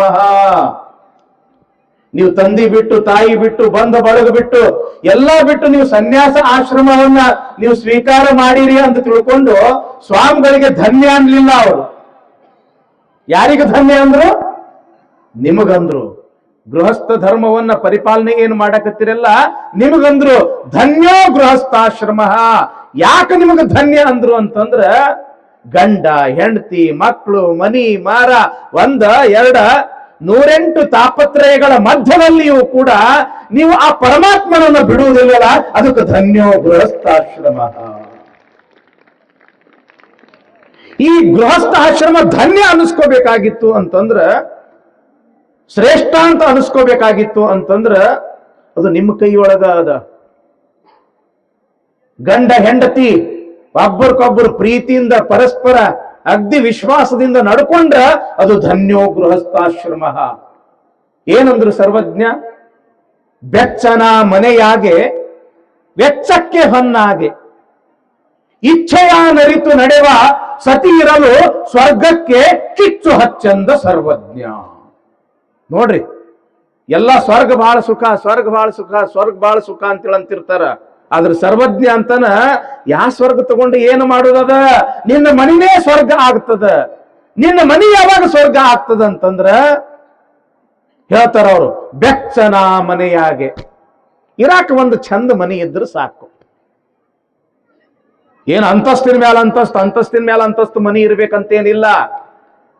ಚಳಿಗಾಲದಾಗ, ಬ್ಯಾಸಿಗೆಯಾಗ, ಮಳೆಗಾಲದಾಗ ಏನೋ ತೊಂದರೆ ಆಗದೆ ಇರ್ತಕ್ಕಂಥ ಒಂದು ಸಣ್ಣ ಮನೆ ಇದ್ರೂ ಕೂಡ ಸಾಕು. ಬೆಚ್ಚನ ಮನೆಯಾಗೆ ವೆಚ್ಚಕ್ಕೆ ಹೊನ್ನಾಗಿ ಖರ್ಚು ಮಾಡಕ್ಕೆ ಕಿಶೆದಾಗ ಒಂದು 4 ದುಡ್ಡು. ಏನು ಲಕ್ಷಗಟ್ಲೆ ಕೋಟಿಗಟ್ಲೆ ಅನ್ಲಿಲ್ಲ ಅವರು. ಯಾವಾಗ ಅವಶ್ಯಕತೆ ಅನಿಸ್ತದ ಆವಾಗ ಒಂದಿಟ್ಟು ಖರ್ಚು ಮಾಡಕ್ಕೆ ಕಿಶೆದಾಗ 4 ದುಡ್ಡ ಹಣ. ಬೆಚ್ಚನ ಮನೆಯಾಗೆ ವೆಚ್ಚಕ್ಕೆ ಹೊನ್ನಾಗೆ ಇಚ್ಛೆಯ ನರಿತು ನಡೆವ ಸತಿ ಇರಲು. ಇಲ್ಲಿ ನೋಡ್ರಿ ಶಬ್ದ ಎಂಥದ್ದು ಹೇಳ್ಯಾರ ಅವರು. ಇಚ್ಛೆಯ ನರಿತು ನಡೆವ ಸತಿ ಇರಲು. ಇಚ್ಛೆ ಅಂತಂದ್ರ ಗಂಡನ ಭಾವನೆಗಳನ್ನ ಅರ್ಥ ಮಾಡಿಕೊಂಡು ನಡಿತಕ್ಕಂತ ಹೆಂಡತಿ. ಕೇವಲ ಹೆಂಡತಿ ಅಷ್ಟೇ ಅಲ್ಲ, ಗಂಡನೂ ಕೂಡ ಹೆಂಡತಿಯ ಭಾವನೆಗಳನ್ನ ಅರಿತು ನಡಿತಕ್ಕಂಥ ಗಂಡ. ಗಂಡ ಹೆಂಡತಿ ಹೆಂಗಿರ್ಬೇಕು ಅಂತಂದ್ರ ಇಲ್ಲಿ ಮೊನ್ನೆ ಒಂದು ಹಾಡ ಹಾಡಿದ್ರು. ಗಂಡ ಹೆಂಡರು ಒಂದಾಗಿ ನಡೆದರೆ ನಂದಾದೀಪೋ ಮಲ್ಲಯ್ಯ. ನಂದಾದೀಪ ಅಂತಂದ್ರೆ ಆನಂದದ ದೀಪ, ಯಾವಾಗಲೂ ಬೆಳಕು ಕೊಡತಕ್ಕಂತ ದೀಪಕ್ಕ ನಂದಾದೀಪ ಅಂತ ಕರೀತಾರೆ. ನಮ್ಮ ಸಂಸಾರ ನಂದಾದೀಪ ಆದಂಗ ಆಗ್ಬೇಕು, ಬೆಳಕು ಕೊಡ್ತಕ್ಕಂಥದ್ದಾಗಬೇಕೆ ಹೊರತು ಕತ್ತಲೆ ಕೊಡ್ತಕ್ಕಂಥದ್ದಾಗಬಾರದು. ಬೆಳಕು ಕೊಡಬೇಕಾಗಿತ್ತು ಅಂತಂದ್ರ ಹೆಂಗಿರ್ಬೇಕು ಗಂಡ ಹೆಂಡತಿ ಅಂತಂದ್ರ ಪರಸ್ಪರ 63 ಇದ್ದಂಗಿರ್ಬೇಕು. ಸಂಖ್ಯೆ ನೋಡ್ರಿಲ್ಲ ಹೆಂಗೈತಿದು? 63 ಹೆಂಗೈತಿ ತಂಗಿ? 6 ಯಾತ್ರಕ್ಕೆ ನೋಡ್ತಿರ್ತೈತಿ 3ಕ್ಕ, 3 ಯಾತ್ರಕ್ಕೆ ನೋಡ್ತಿರ್ತೈತಿ 6ಕ್ಕ. 6ರ ಮುಖ 3ರ ಕಡೆಗೆ, 3ರ ಮುಖ 6ರ ಕಡೆಗೆ. ಹಂಗ ಗಂಡ ಹೆಂಡತಿನ ನೋಡ್ತಿರ್ಬೇಕು, ಹೆಂಡತಿ ಗಂಡನ ನೋಡ್ತಿರ್ಬೇಕು. ಅಂದ್ರೆ 63. ಮತ್ತೆ ಹೋಗಿ ಅದೇ ಮಾಡ್ರಿ ಅಂತೀನಿ ಎದರ ಬದಲ ಕುಂತು. ಅವ್ರು ನೀವು ನೋಡೋದು, ನೀವು ನಾವ್ರು ನೋಡೋದು. ಇದರ ಅರ್ಥ ಏನು ಅಂತಂದ್ರೆ ಹೆಂಡತಿಯ ಭಾವನೆಗಳನ್ನ ಗಂಡ ಅರ್ಥ ಮಾಡಿಕೊಂಡು ನಡಿಬೇಕು. ಗಂಡನ ಭಾವನೆಗಳನ್ನ ಹೆಂಡತಿ ಅರ್ಥ ಮಾಡಿಕೊಂಡು ನಡೆದ್ರೆ ಗಂಡ ಹೆಂಡರು ಒಂದಾದಾಗ ಅದು ನಂದಾದೀಪ. ಒಬ್ರಿಗೊಬ್ರು ಅರ್ಥ ಮಾಡ್ಕೊಂಡು ನಡಿಬೇಕು. ಒಂದ್ ವೇಳೆ 63 ಆಗುದ 36 ಆಯ್ತಂದ್ರಿ ಅವ ಹೆಂಗಾಗ್ತದ? ಅದೇನೋ ಅಂತಲ್ಲ, ಎತ್ತು ಎರಿಗೆ ಎಳೆದ್ರೆ ಕ್ವಾಣ ಕೆರಿಗೆ ಎಳೆದಿತ್ತಂತ, ಹಂಗಾಗ್ತದ ನೋಡ್ರಿ. ಒಬ್ರಿಗೊಬ್ರು ಅರ್ಥ ಮಾಡ್ಕೊಂಡು ನಡಿಬೇಕು. ಶರಣರು ಯಾಕೆ ದೊಡ್ಡವರಾದ್ರು ಅಂತಂದ್ರ, ಬಸವಣ್ಣ ಆಗಿರ್ಬೋದು ಎಲ್ಲಾ ಏನು ಶರಣರು ಯಾಕೆ ದೊಡ್ಡವರಾದ್ರು ಅಂತಂದ್ರ ಒಬ್ಬರಿಗೊಬ್ಬರು ಅರ್ಥ ಮಾಡಿ ನಡೆದ್ರವ್ರು, ಅದಕ್ಕೆ ಶರಣರು ಅಂತ ಹೇಳಿ ಅನಿಸ್ಕೊಂಡ್ರು.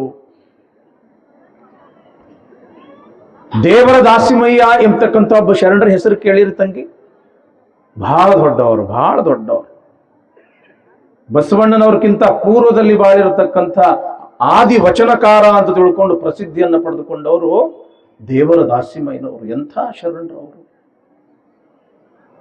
ಇಡೀ ಶರಣ ಸಾಹಿತ್ಯದೊಳಗ, ಶರಣ ಸಂಕುಲದೊಳಗ ಒಬ್ಬ ಅಪರೂಪದ ಶರಣರ ಜೋಡಿ ಇತ್ತು ಅಂತಂದ್ರ ಅದು ಯಾವುದು ಅಂತಂದ್ರ ದಾಸಿಮಯ್ಯ ಮತ್ತು ದುಗ್ಗಳೆ.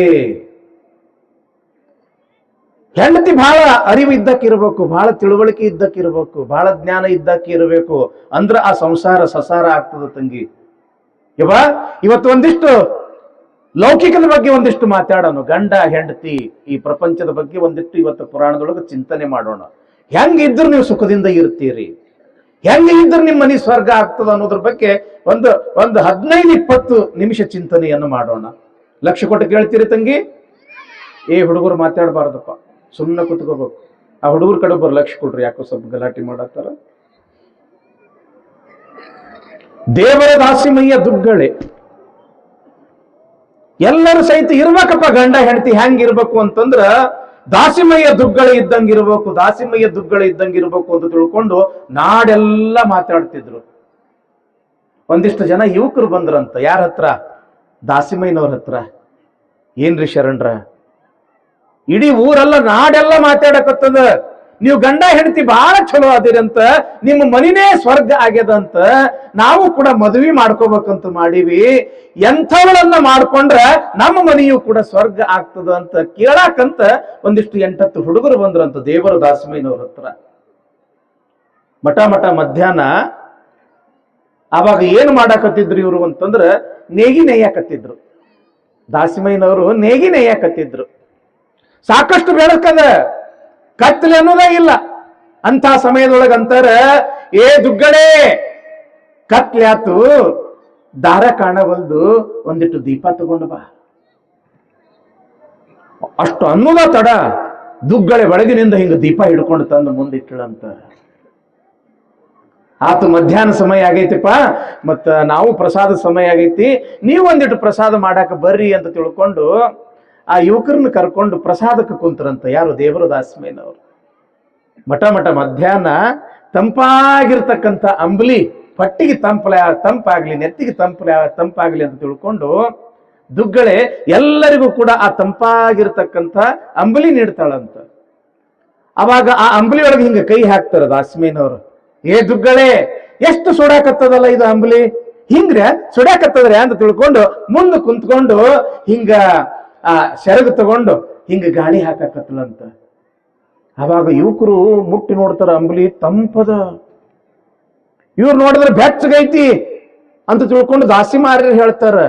ಆವಾಗ ದಾಸಿಮಾರ್ಯರು ಅಂದ್ರಂತ, ನೋಡು ಮಠ ಮಧ್ಯಾಹ್ನದೊಳಗ ದೀಪ ಇದ್ರೂ ಕೂಡ, ಸಾಕಷ್ಟು ಬೆಳಕು ಇದ್ರೂ ಕೂಡ ದೀಪ ತಗೊಂಡು ಬಾ ಅಂತಂದ್ರ ದೀಪ ತಂದಳು. ಇಷ್ಟೆಲ್ಲ ಬೆಳಕದ, ದೀಪ ತಗೊಂಡು ಏನ್ ಮಾಡ್ತಿ ಅಂತ ತಿಳ್ಕೊಂಡು ಒಂದು ಮಾತು ಅನ್ಲಿಲ್ಲ.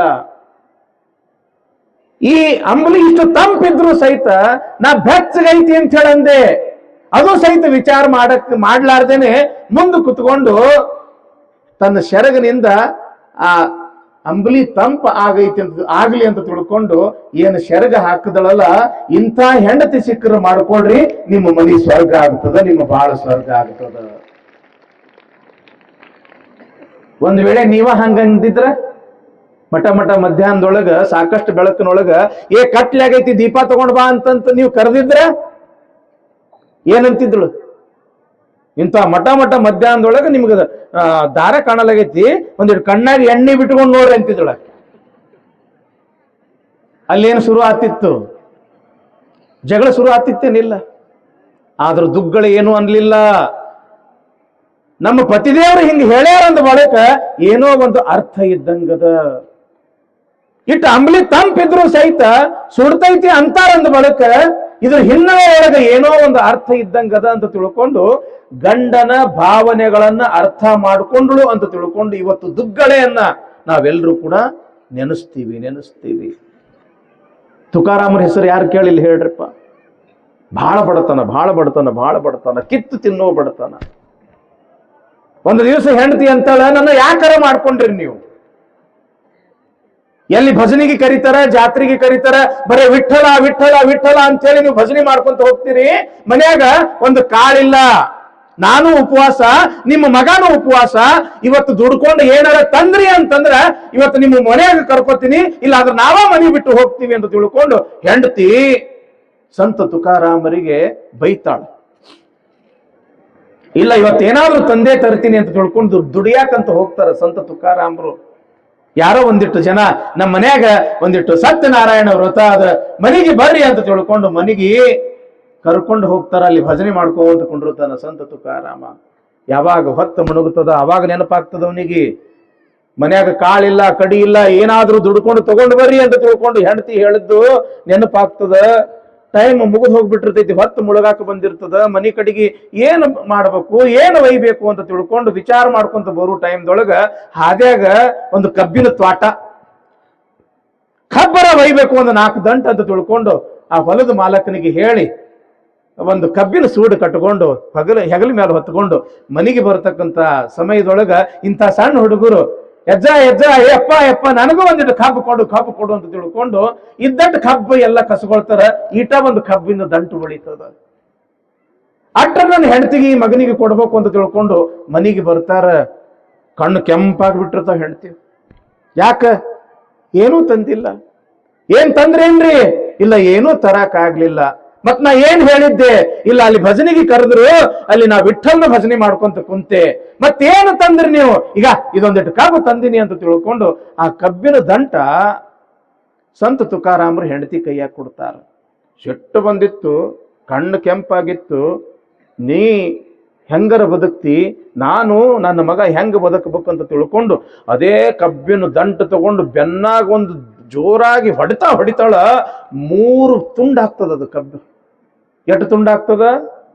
3 ತುಂಡಾಗ್ತದ. ಅವಾಗ ಸಂತ ತುಕಾರಾಮ್ರಂತಾರ, ಬಹಳ ಚಲೋ ಆತ್ ನೋಡು, ನಾನ ಕಲ್ಲಿಗೆ ಹೊಡೆದು 3 ತುಂಡು ಮಾಡ್ಬೇಕಂತ ಮಾಡಿದ್ನಿ, ನೀನ 3 ತುಂಡು ಮಾಡದೆ. ಈಗ ನೀವಂತಗೋ, ನಿನ್ನ ಮಗನಿಗಂತೂ ಕೊಡು, ನಾನು ಒಂದ್ ತಿಂತೀನಿ ಅಂದ್ರಂತವ್ರು. ಇನ್ನು ಹೆಂಡತಿ ಹೊಡೆದಾಳವಾ ಅಂತ ತಿಳ್ಕೊಂಡು ತಾನು ಒಂದು ಹೊಡೆದಿದ್ರ ಏನಾಗ್ತಿತ್ರಪ್ಪ? ಸಂಸಾರ ಮುರಿದು ಹೋಗ್ತಿತ್ತು, ಮೂರಾಬಟ್ಟಿ ಆಗ್ತಿತ್ತು. ಗಂಡ ಹೆಂಡತಿ ಪರಸ್ಪರ ಒಬ್ರಿಗೊಬ್ರು ಅರ್ಥ ಮಾಡ್ಕೊಂಡು ನಡಿಬೇಕು. ಆವಾಗ ಅದು ನಂದಾದೀಪ. ತಡ್ಕೋಬೇಕು, ತಾಳ್ಮೆ ತಗೋಬೇಕು.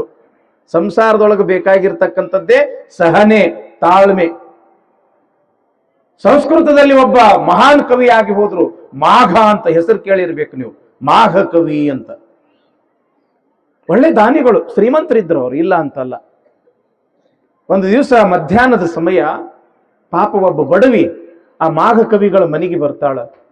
ಏನ್ರಿ ಮಹಾತ್ಮರ, ಮತ್ತು ಮನ್ಯಾಗ ಬಹಳ ಬಡತನ ಅದ, ಒಂದು ಕಾಳಿಲ್ಲ, ಕಡಿ ಇಲ್ಲ, ಮೇಲಾಗಿ ಮದುವೆ ಕಾರ್ಯಕ್ರಮ ಅದ, ಮನ್ಯಾಗ ಏನು ಇಲ್ಲ, ಏನಾರ ನಮಗೊಂದಿಟ್ಟು ಸಹಾಯ ಮಾಡ್ರಿ ಅಂತ ತಿಳ್ಕೊಂಡು ಮಾಘ ಕವಿ ಹತ್ರ ಒಬ್ಬಕ್ಕೆ ಹೆಣ್ಮಗಳು ಬರ್ತಾಳ. ಅವಾಗ ಮಾಘ ಕವಿಗಳು ನೋಡ್ತಾರ, ಅಲ್ಲಿ ಇಲ್ಲಿ ಮನ್ಯಾಗ ಏನೂ ಇದ್ದಿದ್ದಿಲ್ಲ, ಎಲ್ಲ ಕೊಟ್ಟು ಏನೂ ಇದ್ದಿದ್ದಿಲ್ಲ. ಲಕ್ಷ್ಯ ಯಾರ ಕಡೆ ಹೋಗ್ತು ಅಂತಂದ್ರ ಹೆಂಡತಿ ಕಡೆಗೆ ಹೋಗ್ತು. ಮಂಚದ ಮೇಲೆ ಮಕ್ಕೊಂಡಿದ್ದಳು ಹೆಂಡತಿ, ನಿದ್ದಿ ಹತ್ತಿತ್ತು. ಏನ್ ಮಾಡ್ದ ಅಂತಂದ್ರ ಮಾಘ ಕವಿ ಆ ಹೆಂಡತಿ ಹತ್ರ ಬಂದವನ ಆಕಿ ಕೈಯಾಗಿರ್ತಕ್ಕಂಥ ಒಂದು ಬಂಗಾರದ ಬಳಿ ಹಗರ್ಕ ಬಿಚ್ಕೊಂಡ. ಬಂಗಾರದ ಬಳಿ ಹಗರ್ಕ ಬಿಚ್ಕೊಳ್ಳುವಾಗ ಏನಾತು ಅಂತಂದ್ರ ಎಚ್ಚರ ಆತ್ ನೋಡ್ರಿ ಹೆಂಡತಿಗೆ ಎಚ್ಚರ ಆಗಿದ್ದ. ಏನ್ರಿ ಅಂತ ಕೇಳ್ತಾಳ. ಇಲ್ಲ ಪಾಪ ಆಕಿ ಬಡವಿ ಬಂದಾಳ, ಮತ್ ಏನಾದ್ರೂ ಕೊಡು ಅಂದಳು. ಮನ್ಯಾಗ ಏನು ಇದ್ದಿದ್ದಿಲ್ಲ, ಮತ್ತ ಅದಕ್ಕೆ ಒಂದು ಬಳಿ ಬಿಚ್ಚಿ ಕೊಡಾಕತ್ತೀನಿ. ಮದ್ವಿ ಅಂತ, ಪಾಪ ಬಹಳ ಬಡವಿ ಅಂತ. ಇದನ್ನ ಕೇಳಿರ್ತಕ್ಕಂಥ ಆ ಮಾಘ ಕವಿ ಹೆಂಡತಿ ಒಂದ ಬಳಿ ಎಲ್ಲಿ ಸಾಲ್ತದ ಅಂತ ತಿಳ್ಕೊಂಡು ಕೈಯಾಗಿರ್ತಕ್ಕಂಥ ಇನ್ನೊಂದು ಬಳಿ ಸಹಿತ ಬಿಚ್ಚಿ ಕೊಟ್ಟಳಂತ. ಆವಾಗ ಆ ಸಂಸಾರ ಸಸಾರ ಆತು. ಒಂದ್ ವೇಳೆ ನಿಮ್ಮ ಕೈಯಾಗಿಂದ ಬಳಿ ಬಿಚ್ಚಿ ಕೊಟ್ಟಿದ್ರೆ ಹೆಂಗಿತ್ತು ನಿಮ್ಮ ಮನೆಯವರು? ಯುದ್ಧ ಶುರು ಆತಿತ್ತೇನಿಲ್ರಿ? ಶುರು ಆತಿತ್ತೇನಿಲ್ರಿ? ಯುದ್ಧ ಶುರು ಆಗಿಬಿಡ್ತಿತ್ತು, ಜಗಳ ಶುರು ಆಗ್ಬಿಡ್ತಿತ್ತು. ಜಗಳ ಆತು ಅಂತಂದ್ರೆ ಶುರುನ ಸುಟ್ಕೇಸ್ ತಯಾರಾತು. ಎಲ್ಲಿಗೆ ತಯಾರಾತ್ರಿ ತವ್ರ ಮನೆಗೆ ತಯಾರಾಗೇ ಬಿಡ್ತದ. ಹೆಣ್ಮಕ್ಳದ ಒಂದು ವೀಕ್ನೆಸ್ ಏನು ಅಂತಂದ್ರ, ಅಸಹಾಯಕತೆ ಏನು ಅಂತಂದ್ರ, ಜಗಳ ಆತು ಅಂತಂದ್ರೆ ಬಾಯಾಗಿ ಬರುದು ಮೊದಲನೇ ಮಾತು, ನಾ ಹೋಗ್ತೀನಿ ನಮ್ಮ ಮನೆಗೆ. ಹಿಂಗ ಗಂಡ ಹೆಂಡತಿ ಜಗಳ ಆಡಿದ್ರಂತ. ಒಬ್ರಿಗೊಬ್ರು ಮಾತು ಬಿಟ್ರು. ಈ ಜಗಳ ಆದ ಕೂಡಲೇ ಮೊದಲನೇ ಸ್ಟೆಪ್ ಅಂತಂದ್ರೆ ಒಬ್ರಿಗೊಬ್ರು ಮಾತು ಬಿಡೋದು. ಬಿಡ್ತೀರೇನಿಲ್ಲ ಮಾತು? ಮತ್ತೆ ಹಿಪ್ಪರಿಗೆ ಯಾರು ಬಿಡೋದಿಲ್ಲ. ಯಾಕ್ರಿಪ್ಪ ಬಿಟ್ಟಾರೆ ನಿಮ್ಮ ಮನೆಯವ್ರು? ನಿಮ್ ಜೊತೆಗೆ ಮಾತು ಬಿಟ್ಟಾರೇನೋ? ಅವರು ಇಲ್ಲ ಅಂತಾರ, ಮಾತು ಬಿಡೋದಿಲ್ಲ. ಹೌದಲ್ರಿ? ಗಂಡ ಹೆಂಡತಿ ಜಗಳ ಆಡಿದ್ರು, ಒಬ್ರಿಗೊಬ್ರು ಮಾತು ಬಿಟ್ರು. ಇವನಿಗೆ ಮಾರನೇ ದಿವಸ ಬೆಂಗಳೂರಿಗೆ ಹೋಗ್ಬೇಕಾಗಿತ್ತು. ನಸಿಕ್ನಾಗ 4 ಗಂಟೆಗೆ ಅವ ಊರು ಬಿಡ್ಬೇಕಾಗಿತ್ತು. ನಾನು ನೋಡಿದ್ರೆ ಹೆಂಡತಿ ಜೊತೆಗೆ ಮಾತು ಬಿಟ್ಟಿನಿ. ನಾನೇ ಮೊದಲು ಮಾತಾಡಿನಿ ಅಂದ್ರೆ ನಾ ಸೋತಂಗ ಆಗ್ತದ. ಊರಿಗಂತೂ ನಾ ಹೋಗಬೇಕು. ನಾನಂತೂ ಕುಂಭಕರ್ಣ ಇದ್ದಂಗ ಅದೀನಿ, ಎಚ್ಚರ ಆಗುದಿಲ್ಲ. ಹೆಂಡತಿ ಎಬ್ಬಿಸಿದಾಗ ನನಗೆ ಎಚ್ಚರ ಆಗ್ತೈತಿ ಅಂತ ತಿಳ್ಕೊಂಡು ಒಂದು ಚೀಟಿ ಬರೆದಿಟ್ಟ ಅವ. ಹೆಂಡತಿ ನೋಡುವಂಗ, ಹೆಂಡತಿಗೆ ಕಾಣುವಂಗ, ನಾಳೆ ಬೆಳಿಗ್ಗೆ ನಸುಕಿನ 4 ಗಂಟೆಗೆ ಬೆಂಗಳೂರಿಗೆ ಹೋಗ್ಬೇಕಾಗಿದೆ. ಹೀಗಾಗಿ ನೀನು 4 ಗಂಟೆ ಒಳಗಾಗಿ ನನ್ನನ್ನ ಎಬ್ಬಿಸಬೇಕು ಅಂತ ಒಂದು ಚೀಟಿ ಬರೆದಿಟ್ಟಳು. ಹೆಂಡತಿ ನೋಡುವಂಗ ಬರೆದಿಟ್ಟ ಇವ. ಆಯ್ತು ಅಂತ ತಿಳ್ಕೊಂಡು ಹೆಂಡತಿ ನೋಡಿದಳು. ಹೆಂಗೂ ಈಕಿ ನೋಡ್ಯಾಳ, ನನ್ನನ್ನು ಎಬ್ಬಿಸ್ತಾಳ ಅಂತ ತಿಳ್ಕೊಂಡು ಆರಾಮ್ ನಿದ್ದೆ ಹೊಡೆದ. ಬೆಳಿಗ್ಗೆ ಎಚ್ಚರ ಆದಾಗ ಬೆಳಿಗ್ಗೆ 10 ಗಂಟೆ ಆಗಿಬಿಟ್ಟೈತೆ. ಸಿಟ್ಟು ಬತ್ತು ನೋಡ್ರಿ. ಸಿಟ್ಟು ಬಂದು ಇನ್ನೇನು ಹೆಂಡತಿಗೆ ಬಡಿಬೇಕು ಅಂತ ಹೇಳಿ ತಿಳ್ಕೊಂಡು ನಡೆದಿದ್ದ. ಟೇಬಲ್ ಮೇಲೆ ಈ ಚೀಟಿ, ಮಗ್ಗಲ ಕೈ ಇನ್ನೊಂದು ಚೀಟಿ ಇತ್ತು. ಈಗ ಬೆಳಿಗ್ಗೆ 4 ಗಂಟೆ ಆಗಿದೆ, ಎದ್ದೇಳಿ ಅಂತ ಬರೆದಿಟ್ಟಿದ್ದಳ. ಅಂದ್ರೆ ಆ ಚೀಟಿ ಎಬ್ಬಿಸ್ತೈತೇನು? ಚೀಟಿ ಎಬ್ಸಕ್ ಆಗೋದಿಲ್ಲ. ಗಂಡ ಹೆಂಡತಿ ಜಗಳ, ಈಗ ನೋಡ್ರಿ, ಗಂಡ ಹೆಂಡತಿ ಅಂದ ಒಳಕ ಜಗಳ ಅದು ಎಲ್ಲ ಇರುದ. ಮತ್ತ ಅದ್ರ ಜಗಳ ಇರಬೇಕ. ಹೆಂಗ್ ಇರ್ಬೇಕು ಅಂತಂದ್ರ, ಊಟದಾಗ ಉಪ್ಪಿನಕಾಯಿ ಇದ್ದಂಗ ಗಂಡ ಹೆಂಡತಿ ಜಗಳ ಇರ್ಬೇಕು. ಆಗ ಜಗಳ ಆಡ್ಬೇಕು. ಅವಾಗ ಒಂದಿಟ್ಟು ಮಾತು ಬಿಟ್ಟಂಗೂ ಆಗಿರ್ಬೇಕು. ಮತ್ತ ಮಾತಾಡಕ್ ಶುರು ಮಾಡಿರ್ಬೇಕು. ಗಂಡ ಹೆಂಡಿರ ಜಗಳ ಗಂಧ ತೀಡಿದ ಹಂಗ, ಲಿಂಗಕ್ಕ ನೀರು ಎರೆದಂಗ, ಹಿರಿಹೊಳೆಯ ಗಂಗವ್ವ ಸಾಗಿ ಹರಿದಂಗ ಅಂತ ತಿಳ್ಕೊಂಡು ಒಬ್ಬ ಗರತಿ ಹಾಡ್ತಾಳು. ಇರ್ಬೇಕು ಗಂಡ ಹೆಂಡತಿ ಅಂದ ಬಳಕ ಇರ್ಬೇಕು. ಜಗಳನೂ ಇರ್ಬೇಕು, ಪ್ರೀತಿನೂ ಇರ್ಬೇಕು, ಒಂದಿಟ್ಟು ಮನಸ್ಸುಗೊಳ್ಳೋದು ಇರ್ಬೇಕು. ಆದ್ರ ಅದೇ ಹೆಚ್ಚಾಯ್ತು ಅಂತಂದ್ರೆ ಮುಗಿದೋತು, ಸಂಸಾರ ಕೆಟ್ಟು ಹೋಗ್ತದ. ಹೆಚ್ಚಿಗೆ ಏನು ಹೇಳೋದಿಲ್ಲ, ಪುರಾಣ ವಿಷಯಕ್ಕೆ ಬರ್ತೀನಿ. ಒಂದೇ ಒಂದು ಮಾತು ಹೇಳ್ತೀನಿ, ಇದು ಬಹಳ ಲಕ್ಷ್ಯ ಕೊಟ್ಟು ಕೇಳ್ರಿ. ಯಾವಾಗ ಮದುವೆ ಆಗ್ತದ, ದಾಂಪತ್ಯ ಜೀವನಕ್ಕೆ ನೀವು ಕಾಲು ಇಡ್ತೀರಿ, ಆವಾಗ ಗಂಡ ಹೆಂಡತಿ ಕೂಡಿ ನೀವು ಒಂದು ಪ್ರತಿಜ್ಞೆ ಮಾಡ್ಬೇಕು. ಯಾರ್ಯಾರು ಮದುವೆ ಮಾಡ್ಕೊಳ್ಳೋದ್ರಿ ಕೇಳ್ರಿಪ್ಪ. ಒಂದ್ ವೇಳೆ ಯಾರು ಮದುವೆ ಮಾಡ್ಕೊಂಡ್ರು ಪರವಾಗಿಲ್ಲ, ಇವತ್ತು ಹೋಗಿ ಈ ಕೆಲಸ ಮಾಡ್ರಿ. ಯಾರು ಇರಬಾರ್ದ, ಮತ್ತಲ್ಲಿ ನೀವಿಬ್ಬರ ಇರ್ಬೇಕು. ಎದರ ಬದ್ರ ಕುತ್ಕೋಬೇಕು. ಒಬ್ಬರ ಕೈ ಒಬ್ಬರು ಹಿಂಗ ಕೈಯಾಗಿ ಹಿಡ್ಕೊಂಡಿರ್ಬೇಕು. ನಿಮ್ಮನ್ನ ಅವ್ರು ನೋಡ್ತಿರ್ಬೇಕು, ಅವ್ರನ್ನ ನೀವು ನೋಡ್ತಿರ್ಬೇಕು. ಅಗ್ದಿ ನಕ್ಕೋಂತ ಇರ್ಬೇಕು. ಗಂಡ ಹೆಂಡತಿಗೆ ಹೇಳ್ಬೇಕು, ಏನು, ನಾ ಬೆಂಕಿ ಆದ್ರ ನೀ ನೀರಾಗಬೇಕು. ಲಕ್ಷ ಕೊಟ್ಟು ಕೇಳ್ರೆ ತಂಗಿ. ಗಂಡ ಹೆಂಡತಿಗೆ ಹೇಳ್ಬೇಕು, ಪ್ರೀತಿಯಿಂದ ಹೇಳ್ಬೇಕು, ಏನಂತ, ನಾ ಬೆಂಕಿ ಆದ್ರ ನೀ ನೀರಾಗ್ಬೇಕು. ಒಂದ್ ವೇಳೆ ನೀನೇ ಬೆಂಕಿ ಆದ್ರ ನಾ ನೀರಾಗ್ತೀನಿ ಅಂತ ತಿಳ್ಕೊಂಡು ಪರಸ್ಪರ ಒಬ್ರಿಗೊಬ್ರು ಕೈ ಮ್ಯಾಲ ಕೈ ಹಾಕಿ ನಕ್ಕೊಂತ ಈ ಪ್ರತಿಜ್ಞೆ ಮಾಡಬೇಕು. ಇದರ ಅರ್ಥ ಏನು, ನೀ ಸಿಟ್ಟಿಗೆ ಎದ್ರ ನಾ ಥಂಡಗೆ ಇರ್ತೀನಿ, ಒಂದ್ ವೇಳೆ ನಾನೇ ಸಿಟ್ಟಿಗೆ ಎದ್ರ ನೀ ಥಂಡಗೆ ಇರಬೇಕು ಅಂತ ಯಾರು ಪ್ರತಿಜ್ಞೆ ಮಾಡಿ ಹಿಂಗ ನಡೀತೀರಿ, ನಿಮ್ಮ ಸಂಸಾರ ಅದು ಸಸಾರ ಆಗ್ತದ ನೋಡ್ರಿ. ಒಂದ್ ವೇಳೆ ಗಂಡ ಸಿಟ್ಟಿಗೆ ಎದ್ದನಂತೇಳಿ ಹೆಂಡತಿ ಸಿಟ್ಟಿಗೆ ಎದ್ದಳು, ಹೆಂಡತಿ ಸಿಟ್ಟಿಗೆ ಎದ್ದಳು ಅಂತ ಹೇಳಿ ಗಂಡ ಸಿಟ್ಟಿಗೆ ಎದ್ರು ಅಂತಂದ್ರೆ ಏನಾಗ್ತೈತಿ, ಹೊತ್ತುರಿಯುವುದು ಯಾರ ಮನಿ? ನಿಮ್ಮ ಮರಿನ ಉರಿತೈತೆ ಹೊರತು ನೆರೆ ಹೊರೆಯವರ ಮನಿ ಉರಿಯುವುದಿಲ್ಲ. ಅದಕ್ಕ ಗಂಡ ಹೆಂಡರು ಒಂದಾಗಿ ನಡೆದರೆ ನಂದಾದೀಪೋ ಮಲ್ಲಯ್ಯ. ಇಲ್ಲಿ ಬಸವಣ್ಣ ಮತ್ತು ಗಂಗಾಂಬಿಕೆ ಹೆಂಗ ನಡ್ಯಾಕತ್ತಾರ ಅಂತಂದ್ರ ಜಗತ್ತೆಲ್ಲ ಹೌದು ಹೌದು ಹೌದು ಅನ್ನಂಗ ನಡ್ಯಾಕತ್ತಾರ ಅವರು. ದಾಂಪತ್ಯ ಜೀವನವು ಕಂಪುಳ್ಳ ರಸಪಾಕ, ಇಂಪುಳ್ಳ ಗಾನದಂತೆ ತಂಪಿರಲಿ ಸರ್ವಜ್ಞ ಪೂರ್ಣಜ್ಞ. ಹೆಂಗಿರ್ಬೇಕು ದಾಂಪತ್ಯ ಜೀವನ ಅಂತಂದ್ರ ಕಂಪುಳ್ಳ ರಸಪಾಕ. ಹುಣ್ಣಿನೋ ಅಮಾಸಿನೋ ಹಬ್ಬನೋ ಏನಾದ್ರೂ ಬಂತು ಅಂತಂದ್ರ ಮನ್ಯಾಗ ಮೃಷ್ಟಾನ್ನ ಭೋಜನ ಮಾಡಿರ್ತೀರಿ, ಮೂಗಿಗೆ ಆ ಕಂಪು ಹಿಂಗ ವಾಸನೆಗೆ ಬಂತು ಅಂತಂದ್ರ ಹಾ ಅಂತೀವಿ, ಎಷ್ಟು ಸುವಾಸನೆ ಐತಲ್ಲ ಅಂತೀವಿ ನಾವು, ಎಷ್ಟು ತೃಪ್ತಿ ಆದಂಗ ಅನಿಸ್ತದ. ದಾಂಪತ್ಯ ಜೀವನವು ಕಂಪುಳ್ಳ ರಸಪಾಕ. ಹೆಂಗಿರಬೇಕು? ಇಂಪುಳ್ಳ ಗಾನದಂತಿರಲಿ. ಒಂದು ಕುಹು ಕುಹು ಅಂತ ಪಕ್ಷಿ ಹಾಡ್ತಾ ಇದ್ರ ಕಿವಿಗೆ ಎಷ್ಟು ಇಂಪ. ನಮ್ಮ ಗವಾಯಿಗಳು ಆನಂದದಿಂದ ಹಾಡ್ತಾ ಇದ್ರ ಕಿವಿಗೆ ಎಷ್ಟು ಇಂಪ. ಇಂಪ ಅಂತಂದ್ರೆ ಏನು? ಅವ್ರು ಬಹಳ ಚಲೋ ಅದಾರಪ್ಪ, ಗಂಡ ಹೆಂಡತಿ ಬಹಳ ಚಲೋ ಅದಾರ, 4 ಮಂದಿ ಮಾತಾಡ್ಬೇಕು, 4 ಮಂದಿಗೆ ನಮ್ಮ ಜೀವನ ಅದು ಇಂಪ ಅನಿಸ್ಬೇಕು, ಕರ್ಕಶ ಅನಿಸ್ಬಾರ್ದು. ನಾ ಎಲ್ಲೋ ಮನ ಕೇಳಿದ್ದೆ, ಮದ್ವೆ ಆದ ಬಳಿಕ 1 ವರ್ಷ ಹೆಂಡತಿ ಮಾತಾಡ್ತಿರ್ತಾಳಂತ, ಗಂಡ ಕೇಳ್ತಿರ್ತಾನಂತ. ನೋಡ್ರಿ ಎಷ್ಟು ಚಂದ ಐತಿದು. ಮದ್ವೆ ಆದ 1 ವರ್ಷ ಹೆಂಡತಿ ಮಾತಾಡ್ತಿರ್ತಾಳಂತ, ಗಂಡ ಕೇಳ್ತಿರ್ತಾನಂತ. ಮದ್ವೆ ಆದ 2ನೇ ವರ್ಷ ಗಂಡ ಮಾತಾಡ್ತಿರ್ತಾನಂತ, ಹೆಂಡತಿ ಕೇಳ್ತಿರ್ತಾಳಂತ. 2ನೇ ವರ್ಷ ಗಂಡ ಮಾತಾಡ್ತಿರ್ತಾನಂತ, ಹೆಂಡತಿ ಕೇಳ್ತಿರ್ತಾಳಂತ. ಇನ್ನು ಮದ್ವೆ ಆದ 3ನೇ ವರ್ಷ ಇವರಿಬ್ರು ಮಾತಾಡ್ತಿರ್ತಾರಂತ, ನೆರೆಹೊರೆಯವ್ರು ಕೇಳ್ತಿರ್ತಾರಂತ. ಗೊತ್ತಾತನ ಹೇಳುದು? ಮತ್ತೊಬ್ರು ಮಾತಾಡ್ಕೊಳ್ಳಂಗ ಆಗಬಾರದು. ಮತ್ತೊಬ್ರು ನಮ್ಮ ಸಂಸಾರದ ಬಗ್ಗೆ ಮಾತಾಡ್ಕೊಳ್ಳುವಂಗ ಆಗಬಾರದು. ಒಂದು ಆದರ್ಶ ರೀತಿಯೊಳಗೆ ಇತ್ತು ಅಂತಂದ್ರ ಅದು ಸಂಸಾರ, ಅದು ಸಸಾರ. ಇಲ್ಲಿ ಬಹಳ ಅನೂನ್ಯವಾಗಿ ಬಸವ ಗಂಗಾಂಬಿಕೆಯರು ಬಹಳ ಚೆನ್ನಾಗಿ ನಡ್ಕೊಳ್ಳಕತ್ತಾರ. ಬಸವಣ್ಣ ಗುರುಗಳು ಅಂತಂದ್ರೆ ಪಂಚಪ್ರಾಣ. ಬಾಗೇವಾಡಿಯಿಂದ ಎಲ್ಲಿಗೆ ಬರ್ತಾರ ಬಸವಣ್ಣವರು ಅಂತಂದ್ರ ಮತ್ತೆ ಕೂಡಲ ಸಂಗಮಕ್ಕ ಬರ್ತಾರ. ಇನ್ನು ಹೆಂಡತಿಯನ್ನ ಮಾಡ್ಕೊಂಡು ಇನ್ನು ಸುಖದಿಂದ ನನ್ನ ಸಂಸಾರದಿಂದ ಚೆನ್ನಾಗಿ ಇರಬೇಕು ಅಂತ ತಿಳ್ಕೊಂಡು ತನ್ನ ಮನೆಯೊಳಗೆ ಇರುವುದಿಲ್ಲ ಬಸವಣ್ಣವರು. ಕೂಡಲ ಸಂಗಮದೊಳಗ ಸಂಗಮನಾಥನ ಸೇವಾ ಮಾಡಬೇಕು. ಗುರುಗಳಾಗಿರ್ತಕ್ಕಂಥ ಸಂಗಮನಾಥ ಗುರುಗಳ ಸೇವೆಯನ್ನು ಮಾಡಬೇಕು. ಪಾಪ ಅವರು ವಯಸ್ಸಾಗ್ಯದ, ಅಂಗ ಆಪ್ತ ಭಾವ ಸದ್ಭಾವನೆಯಿಂದ ನಾನು ಸೇವೆಯನ್ನ ಮಾಡಬೇಕು ಅಂತ ತಿಳ್ಕೊಂಡು ಗಂಗಾಂಬಿಕೆಯೊಂದಿಗೆ ಕೂಡಲ ಸಂಗಮಕ್ಕೆ ಬರ್ತಾರ ಬಸವಣ್ಣವರು.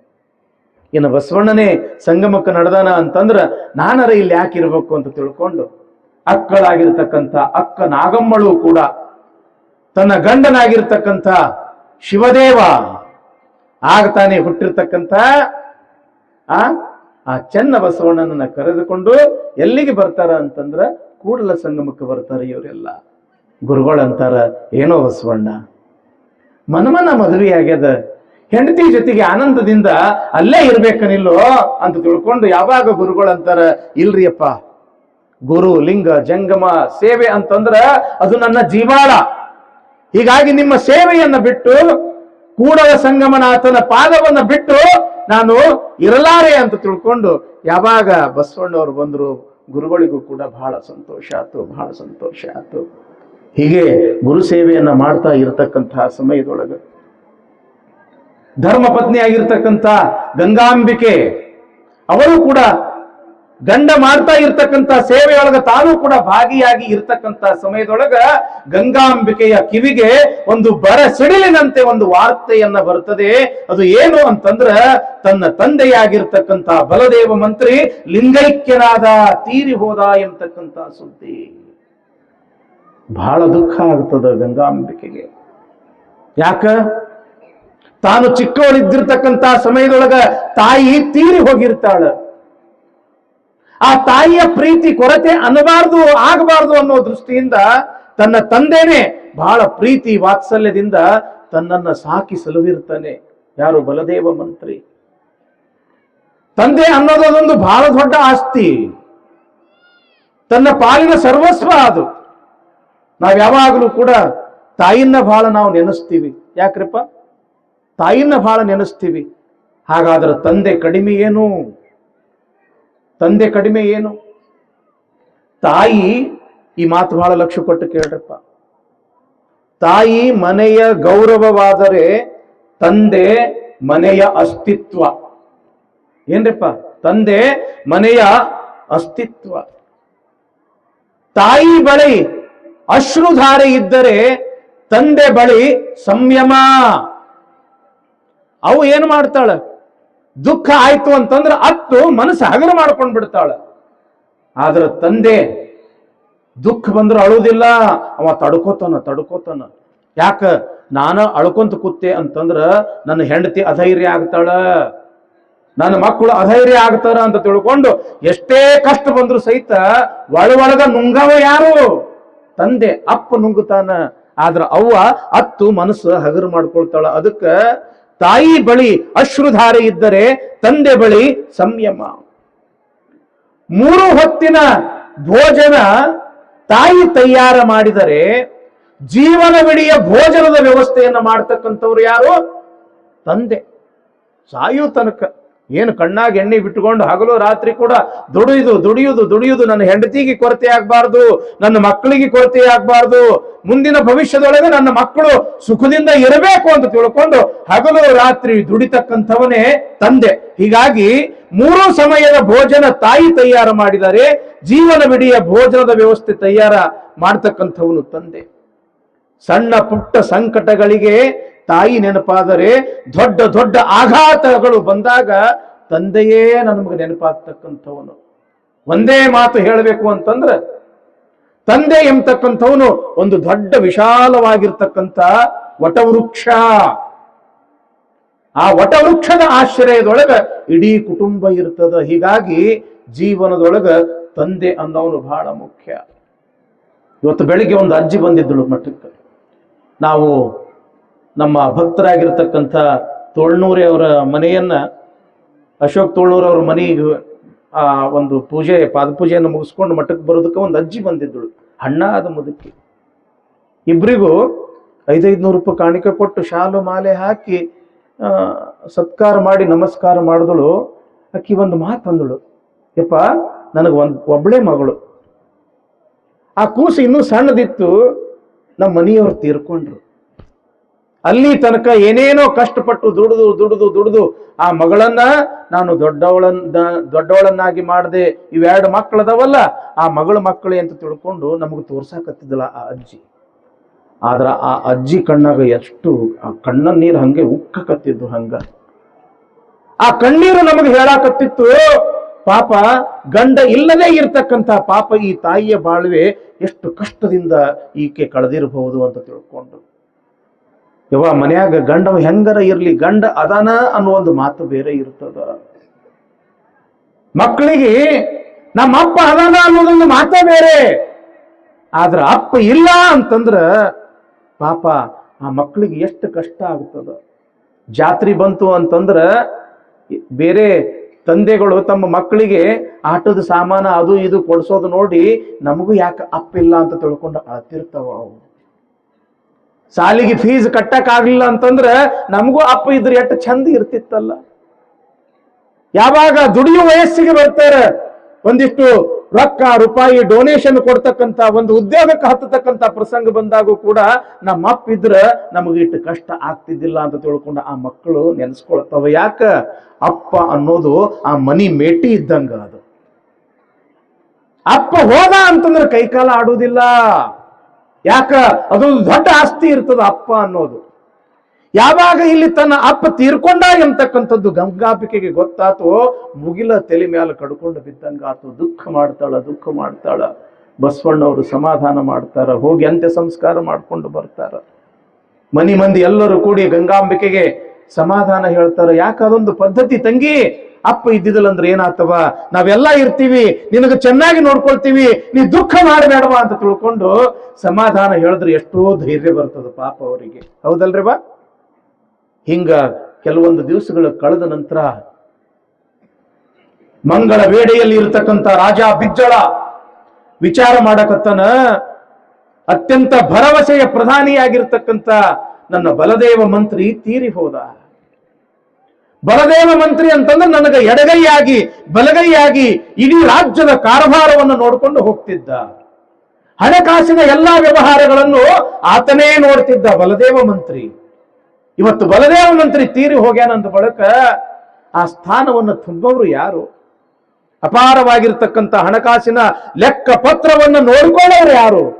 ತಾತ್ಕಾಲಿಕವಾಗಿ ಈ ಕರಣಿಕ ವೃತ್ತಿಯನ್ನ ಮಾಡತಕ್ಕಂಥ ಒಬ್ಬ ಅಧಿಕಾರಿ ನನಗೆ ಬೇಕಲ್ಲ ಅಂತ ಒಬ್ಬ ಅಧಿಕಾರಿ ಯಾರು ಸಿಗಬಹುದು ಅಂತ ತಿಳ್ಕೊಂಡು ಆ ಕಡೆ ಈ ಕಡೆ ಎಲ್ಲಾ ಕಡೆ ವಿಚಾರ ಮಾಡಿದಾಗ ಒಂದೇ ಒಂದು ಹೆಸರು ಬರುತ್ತದ. ಅದು ಯಾರು ಅಂತಂದ್ರ ಬಸವಣ್ಣ. ಈ ಪ್ರಪಂಚದೊಳಗ ಬಹಳ ಪ್ರಾಮಾಣಿಕ ಅದನ, ಬಹಳ ಹಸ್ತ ಶುದ್ಧಿ ಅದ, ಬಹಳ ವಾಣಿ ಶುದ್ಧಿ ಅದ. ಅಂತ ಪ್ರಾಮಾಣಿಕ ವ್ಯಕ್ತಿ ಈ ಪ್ರಪಂಚದೊಳಗ ಯಾರೂ ಇಲ್ಲ. ಆ ಬಸವಣ್ಣ ಬೇರೆ ಯಾರೂ ಅಲ್ಲ, ಬಲದೇವ ಮಂತ್ರಿಯ ಸೋದರ ಅಳಿಯನೇ ಆಗ್ತಾನ.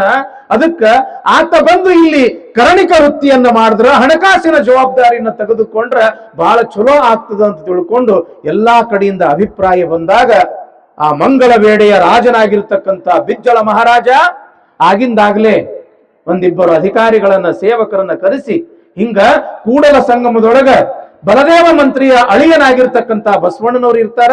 ಆ ಬಸವಣ್ಣನವರಿಗೆ ಈ ಪತ್ರವನ್ನು ಕೊಟ್ಟು ಬರ್ರಿ, ನಮ್ಮ ರಾಜ್ಯದಲ್ಲಿ ಏನು ಕರಣಿಕ ವೃತ್ತಿಯ ಒಂದು ದೊಡ್ಡ ಜವಾಬ್ದಾರಿ, ಒಂದು ಹುದ್ದೆ ಏನದಲ್ಲ, ಆ ಹುದ್ದೆಗೆ ಅಧಿಕಾರಿಯಾಗಿ ಬಂದು ಇಲ್ಲಿ ಆತ ತನ್ನ ಕಾಯಕವನ್ನ ಮಾಡ್ಲಿ ಅಂತ ತಿಳ್ಕೊಂಡು ಒಂದು ಪತ್ರವನ್ನ ಕೊಟ್ಟು ಕಳಿಸ್ತಾರೆ ಎಂಬತಕ್ಕಂಥ ಒಂದು ವಿಚಾರ ಇವತ್ತಿನ ದಿವಸದ ಪುರಾಣದೊಳಗೆ ನಾವು ಕೇಳ್ತೀವಿ. ಇನ್ನು ನಾಳೆಯಿಂದ ಶುರು ಆದ ನೋಡ್ರಪ್ಪ ಬಸವಣ್ಣನ ಲೀಲೆಗಳು. ಯಾವಾಗ ಬಸವಣ್ಣ ಮಂಗಳವೇಡೆಗೆ ಬಂದ, ಮಂಗಳವೇಡೆಯಿಂದ ಕಲ್ಯಾಣಕ್ಕೆ ಬಂದ. ಯಾವ ಕಲ್ಯಾಣಕ್ಕ? ಬಸವ ಕಲ್ಯಾಣಕ್ಕ ಲೀಲೆಗಳು ಶುರು ಆಗ್ತವೆ. ಬಸವಣ್ಣವ್ರ ಲೀಲೆಗಳು ಬಹಳ ಅದ್ಭುತವಾಗಿರ್ತಕ್ಕಂಥ ಲೀಲೆಗಳು, ಪವಾಡಗಳು. ಅದಕ್ಕೆ ನನ್ನ ಎಲ್ಲಾ ತಾಯಂದ್ರಿಗೆ ಮತ್ತು ನನ್ನ ಎಲ್ಲಾ ಶರಣರಿಗೆ ನಾನು ಕೇಳೋದಿಷ್ಟೇ. ಏನ್ ಕೇಳ್ತೀನಿ ಹೇಳ್ರಿ? ಬೇಗ ಬರ್ರಿ. ಏನ್ ಕೇಳ್ತೀನಿ ಅವನ ನಿಮಗೆ?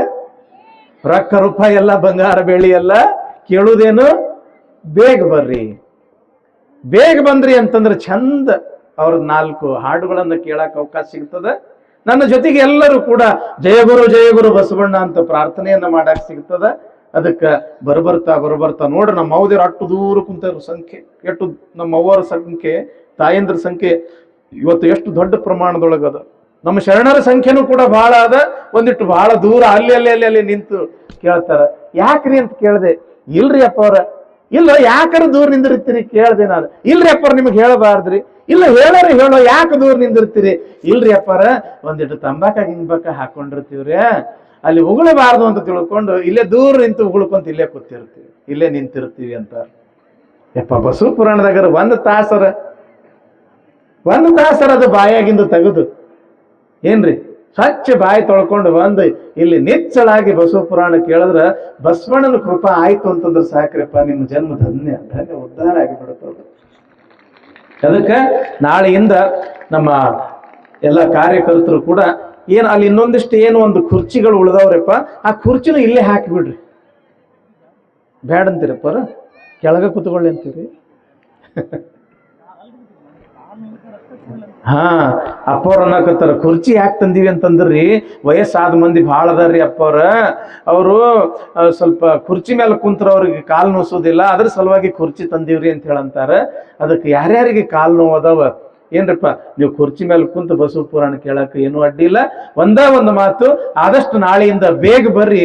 ಮತ್ ಪಾಪ ನೋಡ್ರಿ, ಹಳ್ಳಿ ಸುತ್ತಮುತ್ತ ಹಳ್ಳಿಯಿಂದ ಬಹಳ ಜನ ಬರಾಕತ್ತಾರ. ಅದಕ್ಕೆ ಏನು ಮಾಡೋಣ ಅಂತಂದ್ರೆ ಬೇಗ ಶುರು ಮಾಡಿ ಬೇಗ ಬಿಟ್ವಿ ಅಂತಂದ್ರ ಅವ್ರು ಪ್ರಸಾದ ತಗೊಂಡು ಹೋಗಾಕ ಅನುಕೂಲ ಆಗ್ತದ ಎಂಬತಕ್ಕಂಥ ಮಾತನ್ನು ಹೇಳ್ತಾ, ಎಲ್ಲಿ ಪ್ರಸಾದ ವ್ಯವಸ್ಥೆ ನಮ್ಮ ಕಮಿಟಿಯವರು ಬಹಳ ಚಲೋ ಮಾಡ್ಯಾರ.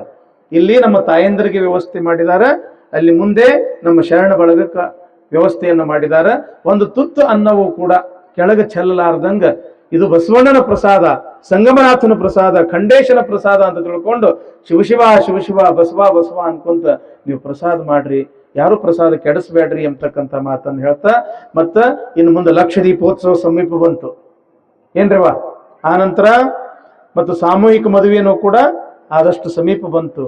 ಆ ನಂತರ ಮತ್ತು ಕುಂಭೋತ್ಸವನೂ ಕೂಡ ಸಮೀಪ ಬಂತು. ಈಗಾಗಲೇ ಹೇಳೋರು ಇಲ್ರಿ ಅವು